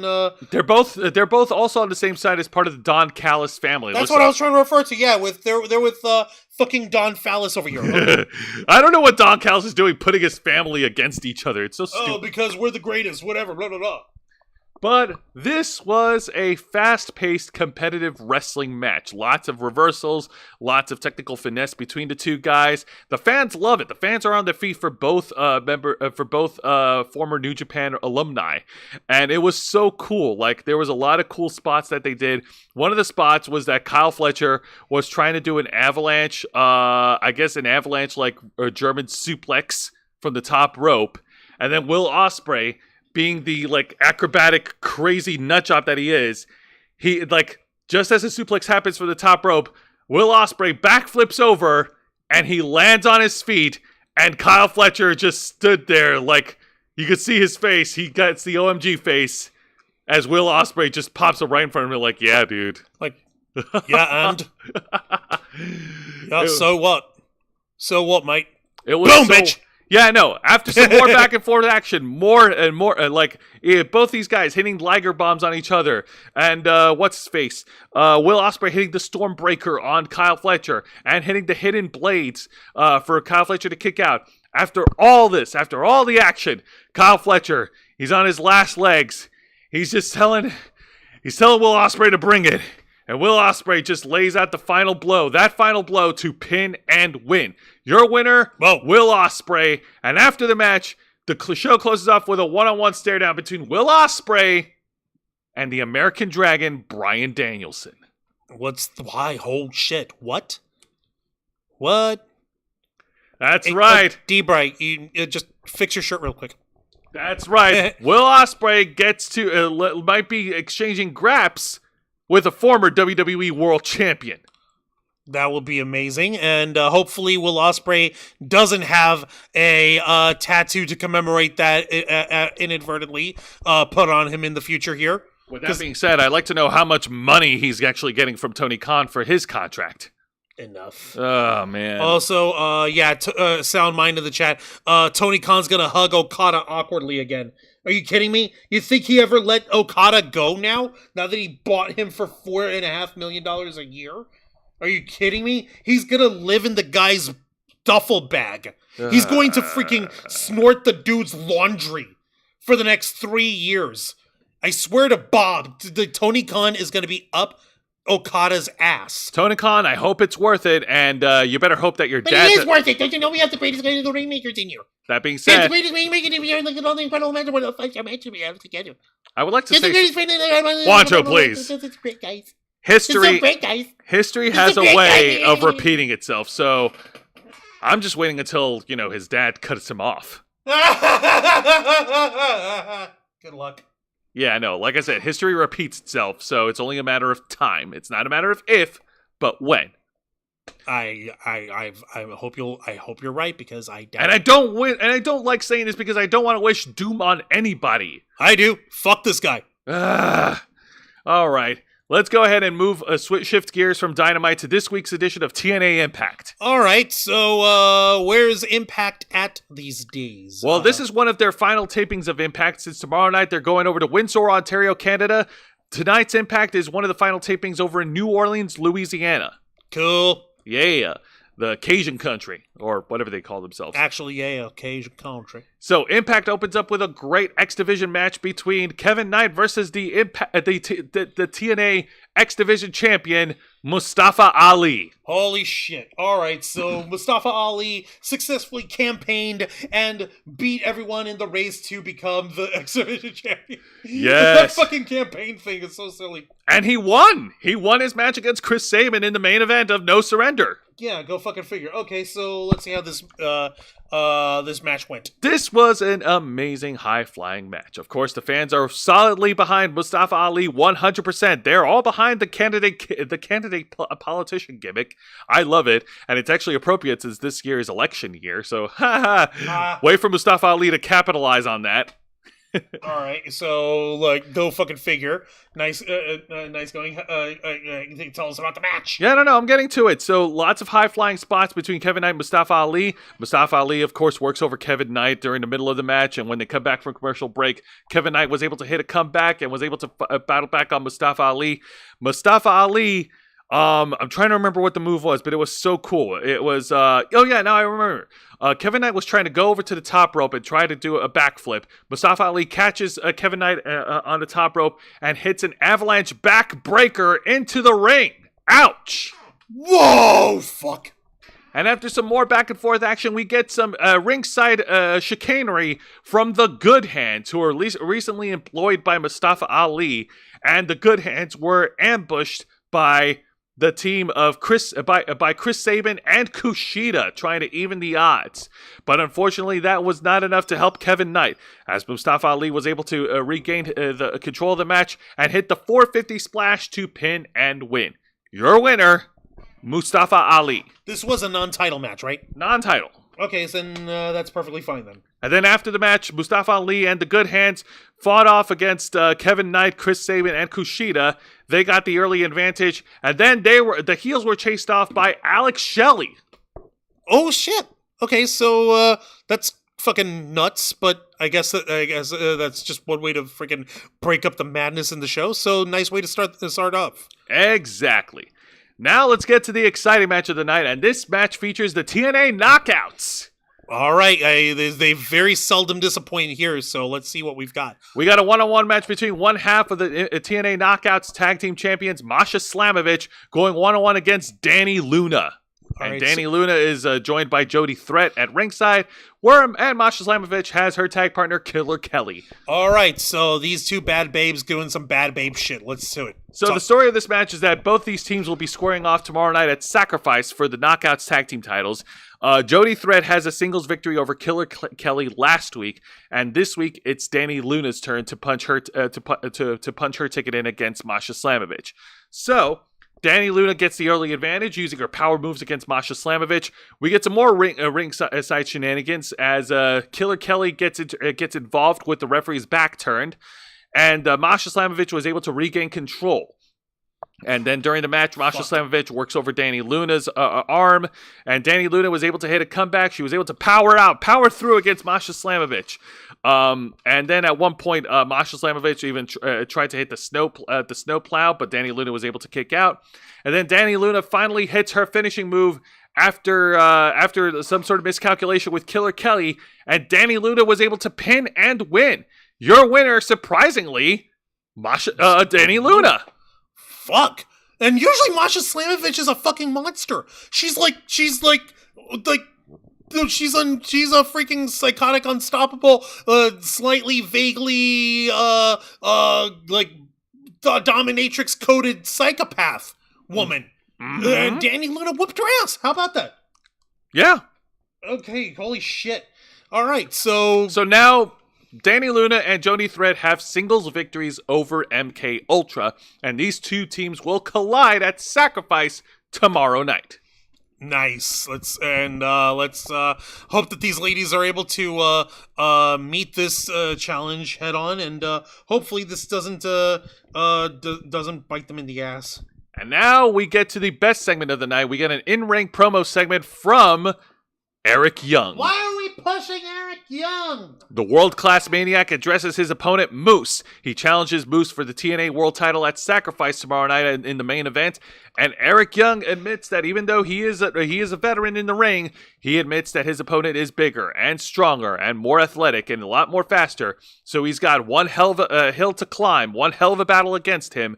But he is definitely not backing down from this challenge. Then afterwards, his promo segment was interrupted. And then he pretty much finishes off the segment saying that, hey man, at Sacrifice, he's playing for keeps. Dun dun dun. This brought out Moose, and to which Moose, first he trash talked against the fans, and he also trash talked against Eric Young, calling him a liar. And it looks like these two were going to brawl it out until Moose pretty much faked Eric Young and brings out the rest of his gang, the System, and it's a 4-on-1 beatdown. Yep. What's his face? Brian Myers and Eddie Edwards. Eddie Edwards and Alicia Edwards. Why are Myers and Edwards in suits? They're all in suits, man. Okay. Hey, man. Is that how you show that you're a bad guy, being in a suit? Listen, if it works, why are you questioning the system? I question any system. He sent it in the chat. Anytime Masha Slamovic's job says what the fuck moment, she could stand in the ring only smiling and it would still look extreme. Yeah, I know. I guess that's like it's meant to be a surprise ending or a surprise win or whatever. I guess if you want to call it that, yeah. I guess, but like that's the only way that I could describe that. Like, well, shit. Oh shit, is this actually something that could happen to Masha Slamovich, that she could actually fucking get her ass beat? We don't know. We don't know, man. But then Eric Young was saved by the current TNA World Tag Team Champions, the ABC Club. So Ace Austin, Chris Bay, Bullet Club are repping for Eric Young for some fucking reason. Well, yeah, because he's getting his ass kicked by the system. Okay, but why? What's their beef? Do they have beef with the system? Yes, Eddie Edwards and Brian Myers want their tag belts. Okay, thank you. That explains it. Okay, so fuck you. We're the tag champs. You can't have us. Exactly. Okay, now I understand. You see? I understand. It can make sense. More of that, please. All right, now let's get to the match of the night. And this is actually the most apt way he could describe it here, folks. Yes. And I wanted so badly to not believe Jose when he fucking described this. I really didn't want to believe him. It's a one-on-one match featuring Alan Angels versus PCO. All right, PCO. What the fuck? He looks more zombied. What the hell is happening? Oh, don't worry, Juan. TNA doubled down on that gimmick. They gave him a custom entrance. What? Oh, yeah. They have a bunch of surgeons rolling down the stretcher into the entrance ramp, and they have one of the surgeons, like, with jumper cables, who does, like, this electric shit. Oh, the freaking, the paddles, the fucking, the thing to start the hard when you flatline. No, it's actually two jumper cables, like you use actual for a car. Jumper cables? Yes, to try and electrify him and bring him to life. And PCO rises from the stretcher, rises from his bed to go out there and fight. And they shot it all in black and white. Because horror movie.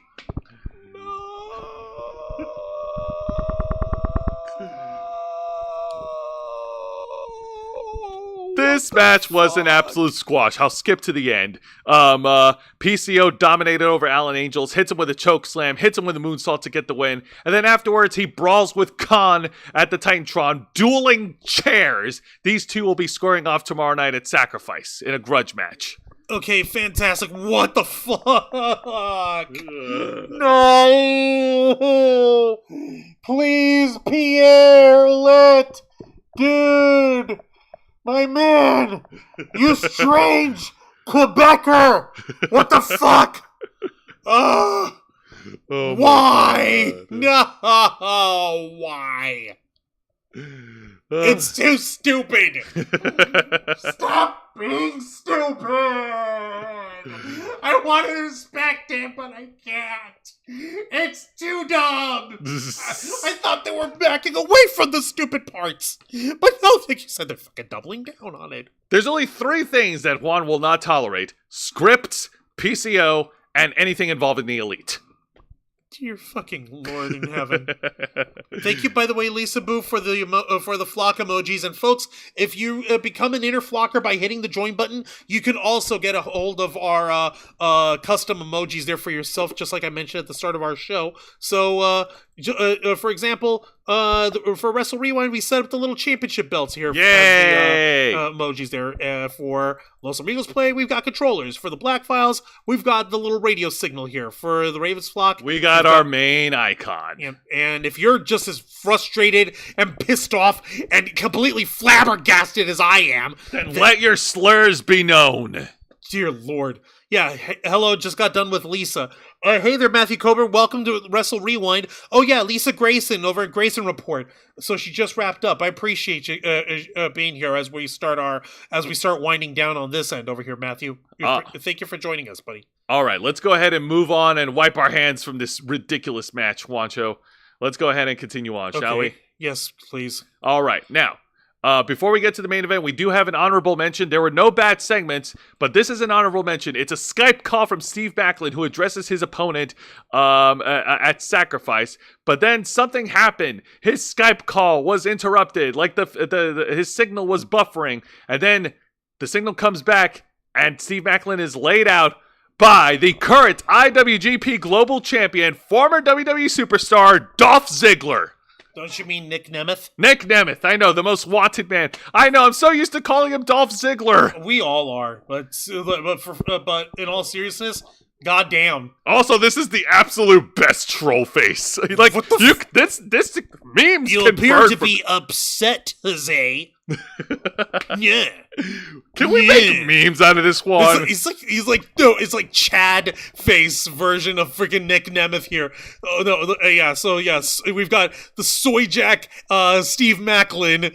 Begging for his life, whereas the Giga Chad Nick Nemeth stole his Skype call out from under him.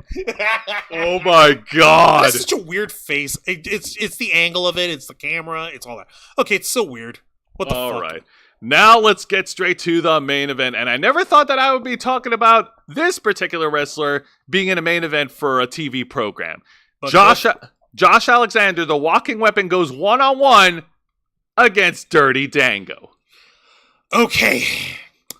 So, for weeks on end, months even, you've heard us bitch and complain about Dirty Dango's character basically being this like slouch of an asshole, saying how he hate pro wrestling, And how he lets his goons do all the dirty work. Yes, Oleg Prudyev and Prudyag and Alpha Bravo doing his fucking dirty work for him while he collects the match win or whatever. But go fucking figure, the Lethal Weapon, Josh Alexander, fucking calls him out and said, like, okay, bitch, you want to say that you hate pro wrestling? What the fuck are you doing pro wrestling then, bitch? Why don't you put your bitch money where your bitch mouth is, you silly bitch? That's right. I will fuck you up, you bitch! That's right. In last week's promo segment, Josh Alexander called out Dirty Dango and challenged him to a one-on-one match for tonight. And the match went pretty much as hilariously as you could imagine. For what it's worth, Dirty Dango actually went ahead and put up a fight in the match, as one should, which you should, because no, you do not come up against a guy like Josh Alexander and you don't bring your absolute best, because he will fuck you up within an inch of your life, and then he'll make you beg that he took the last inch.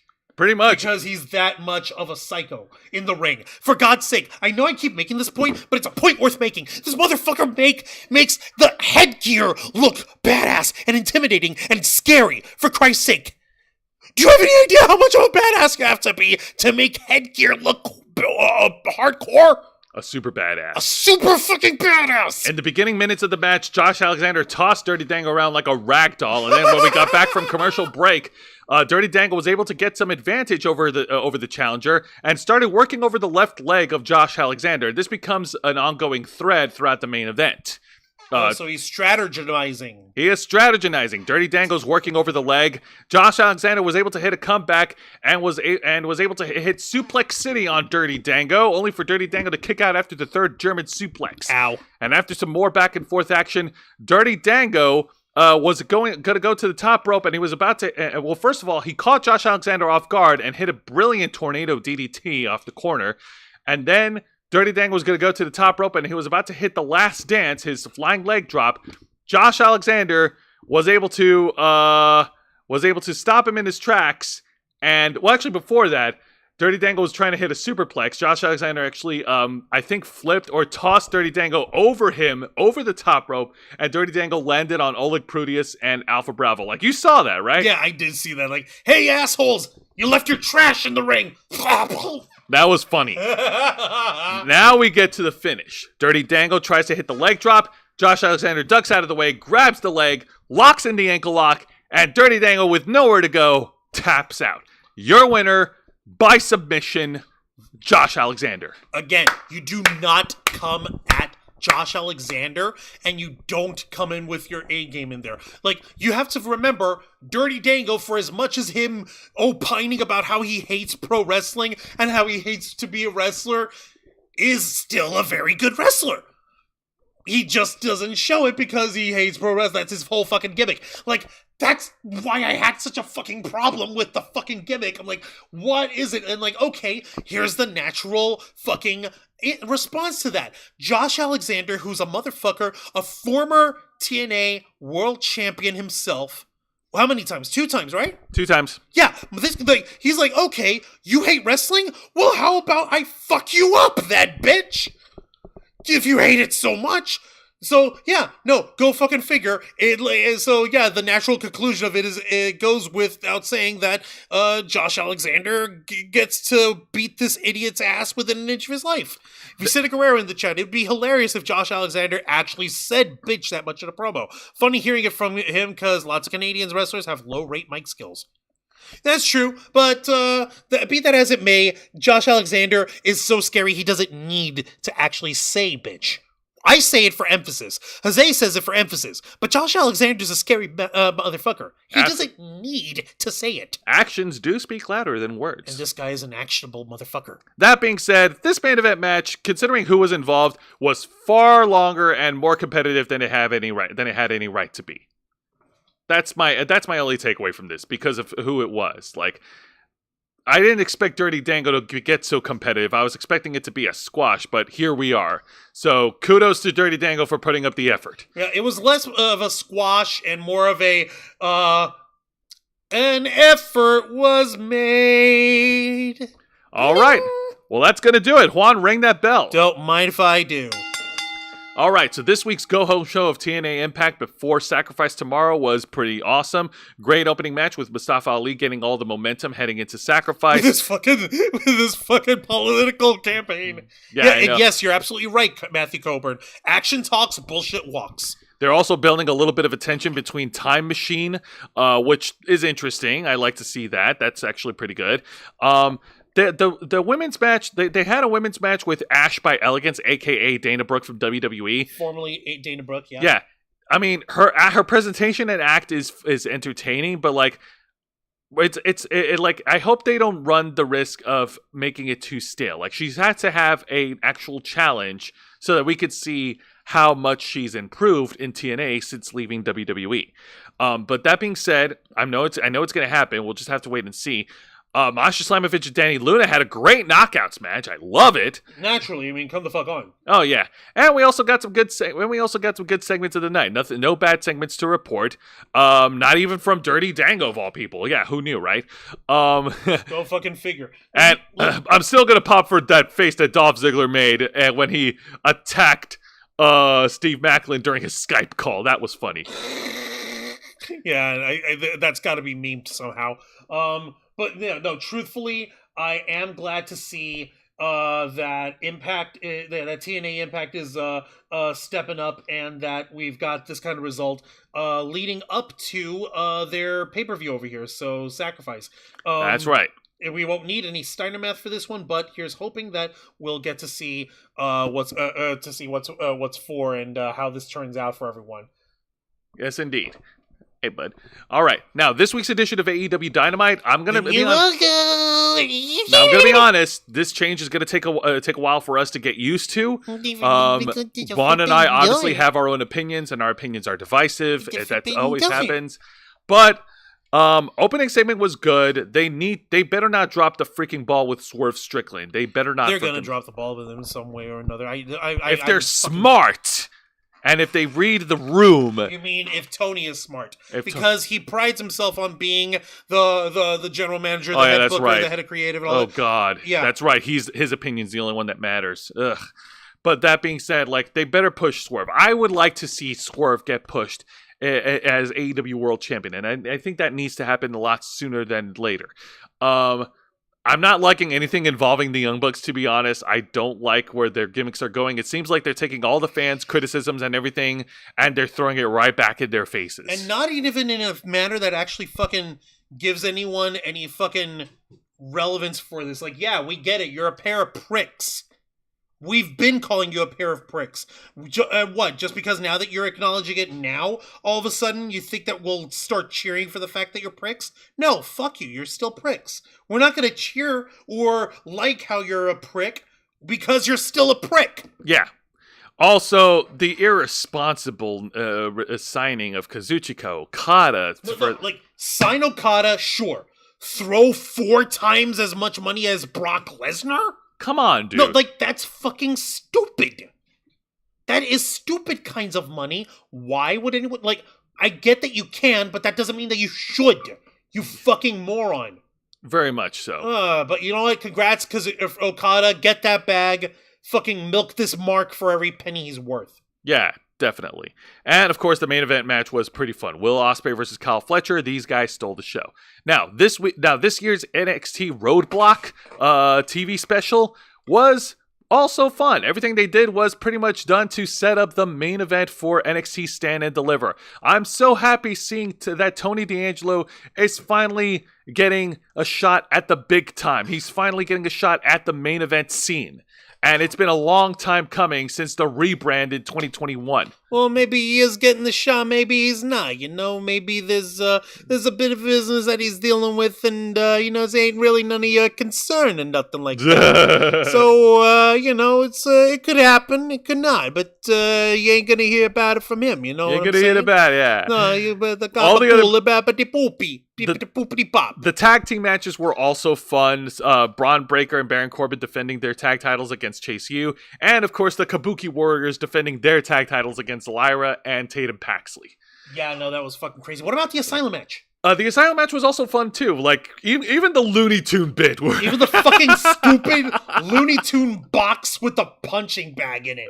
I'm surprised it didn't have like an Acme logo next to it. Hey man, it's hilarious. Hey man, shattering glass, cartoonish boxing glove. Take your pick. They're both stupid, but at least the fucking boxing glove in the box is a bit of stupidity that you can almost excuse. Like it's stupid because it's silly, but the glass spot from Darby Allin is stupid because it was fucking stupid and dangerous. Yes. There's a difference. There's one that you can laugh at, and there's one that you can groan at because, oh my fucking God, what are you thinking? Exactly.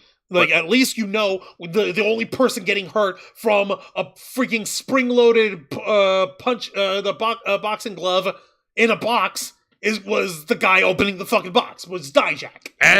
And of course, yeah, no, I get you. And the promo segment with William Regal talking to his son about the Heritage Cup, that was fun. Yes, it was. All right, so but truthfully, I'm fucking spent. I don't know. I know.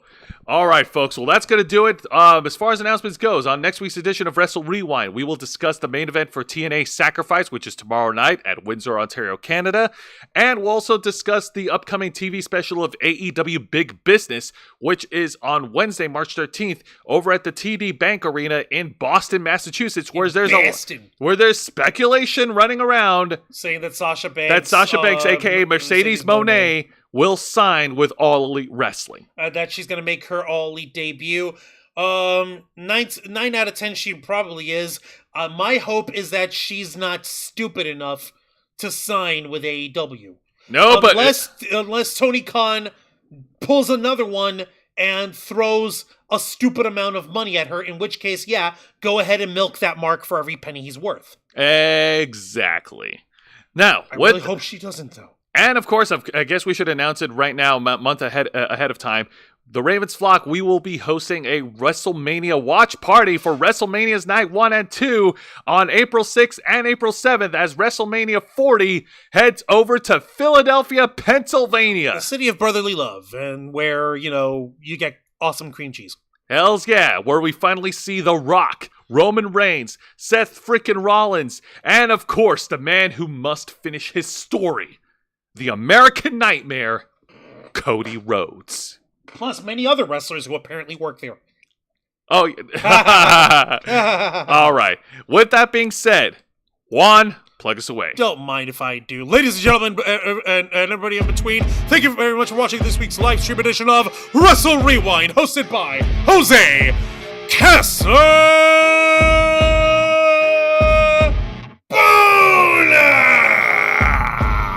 as he reviews for you the best of the worst of three of the most exciting professional wrestling programs in North America today: WWE's NXT, All Elite Wrestling's AEW Dynamite, and TNA Impact Wrestling. Step into the ring every Thursday night at 10 p.m. Eastern Time, simulcasting on YouTube and Kick. Hit the subscribe and the follow button, ring the notification bell to stay up to date on all of our content. Become an inner flocker by hitting the join button, and until next time, continue to follow us on Facebook.com/TheRavensFlock, Twitter.com/RavensFlock13, Instagram.com/TheRavensFlockOnline, Kick.com/TheRavensFlock, and of course, remember to hit the subscribe button and ring that tiny little notification bell right here on our flagship platform, YouTube.com/TheRavensFlock, humble home of the Black Files, Los Amigos Play, Wrestle Rewind, and The Ravens Flock.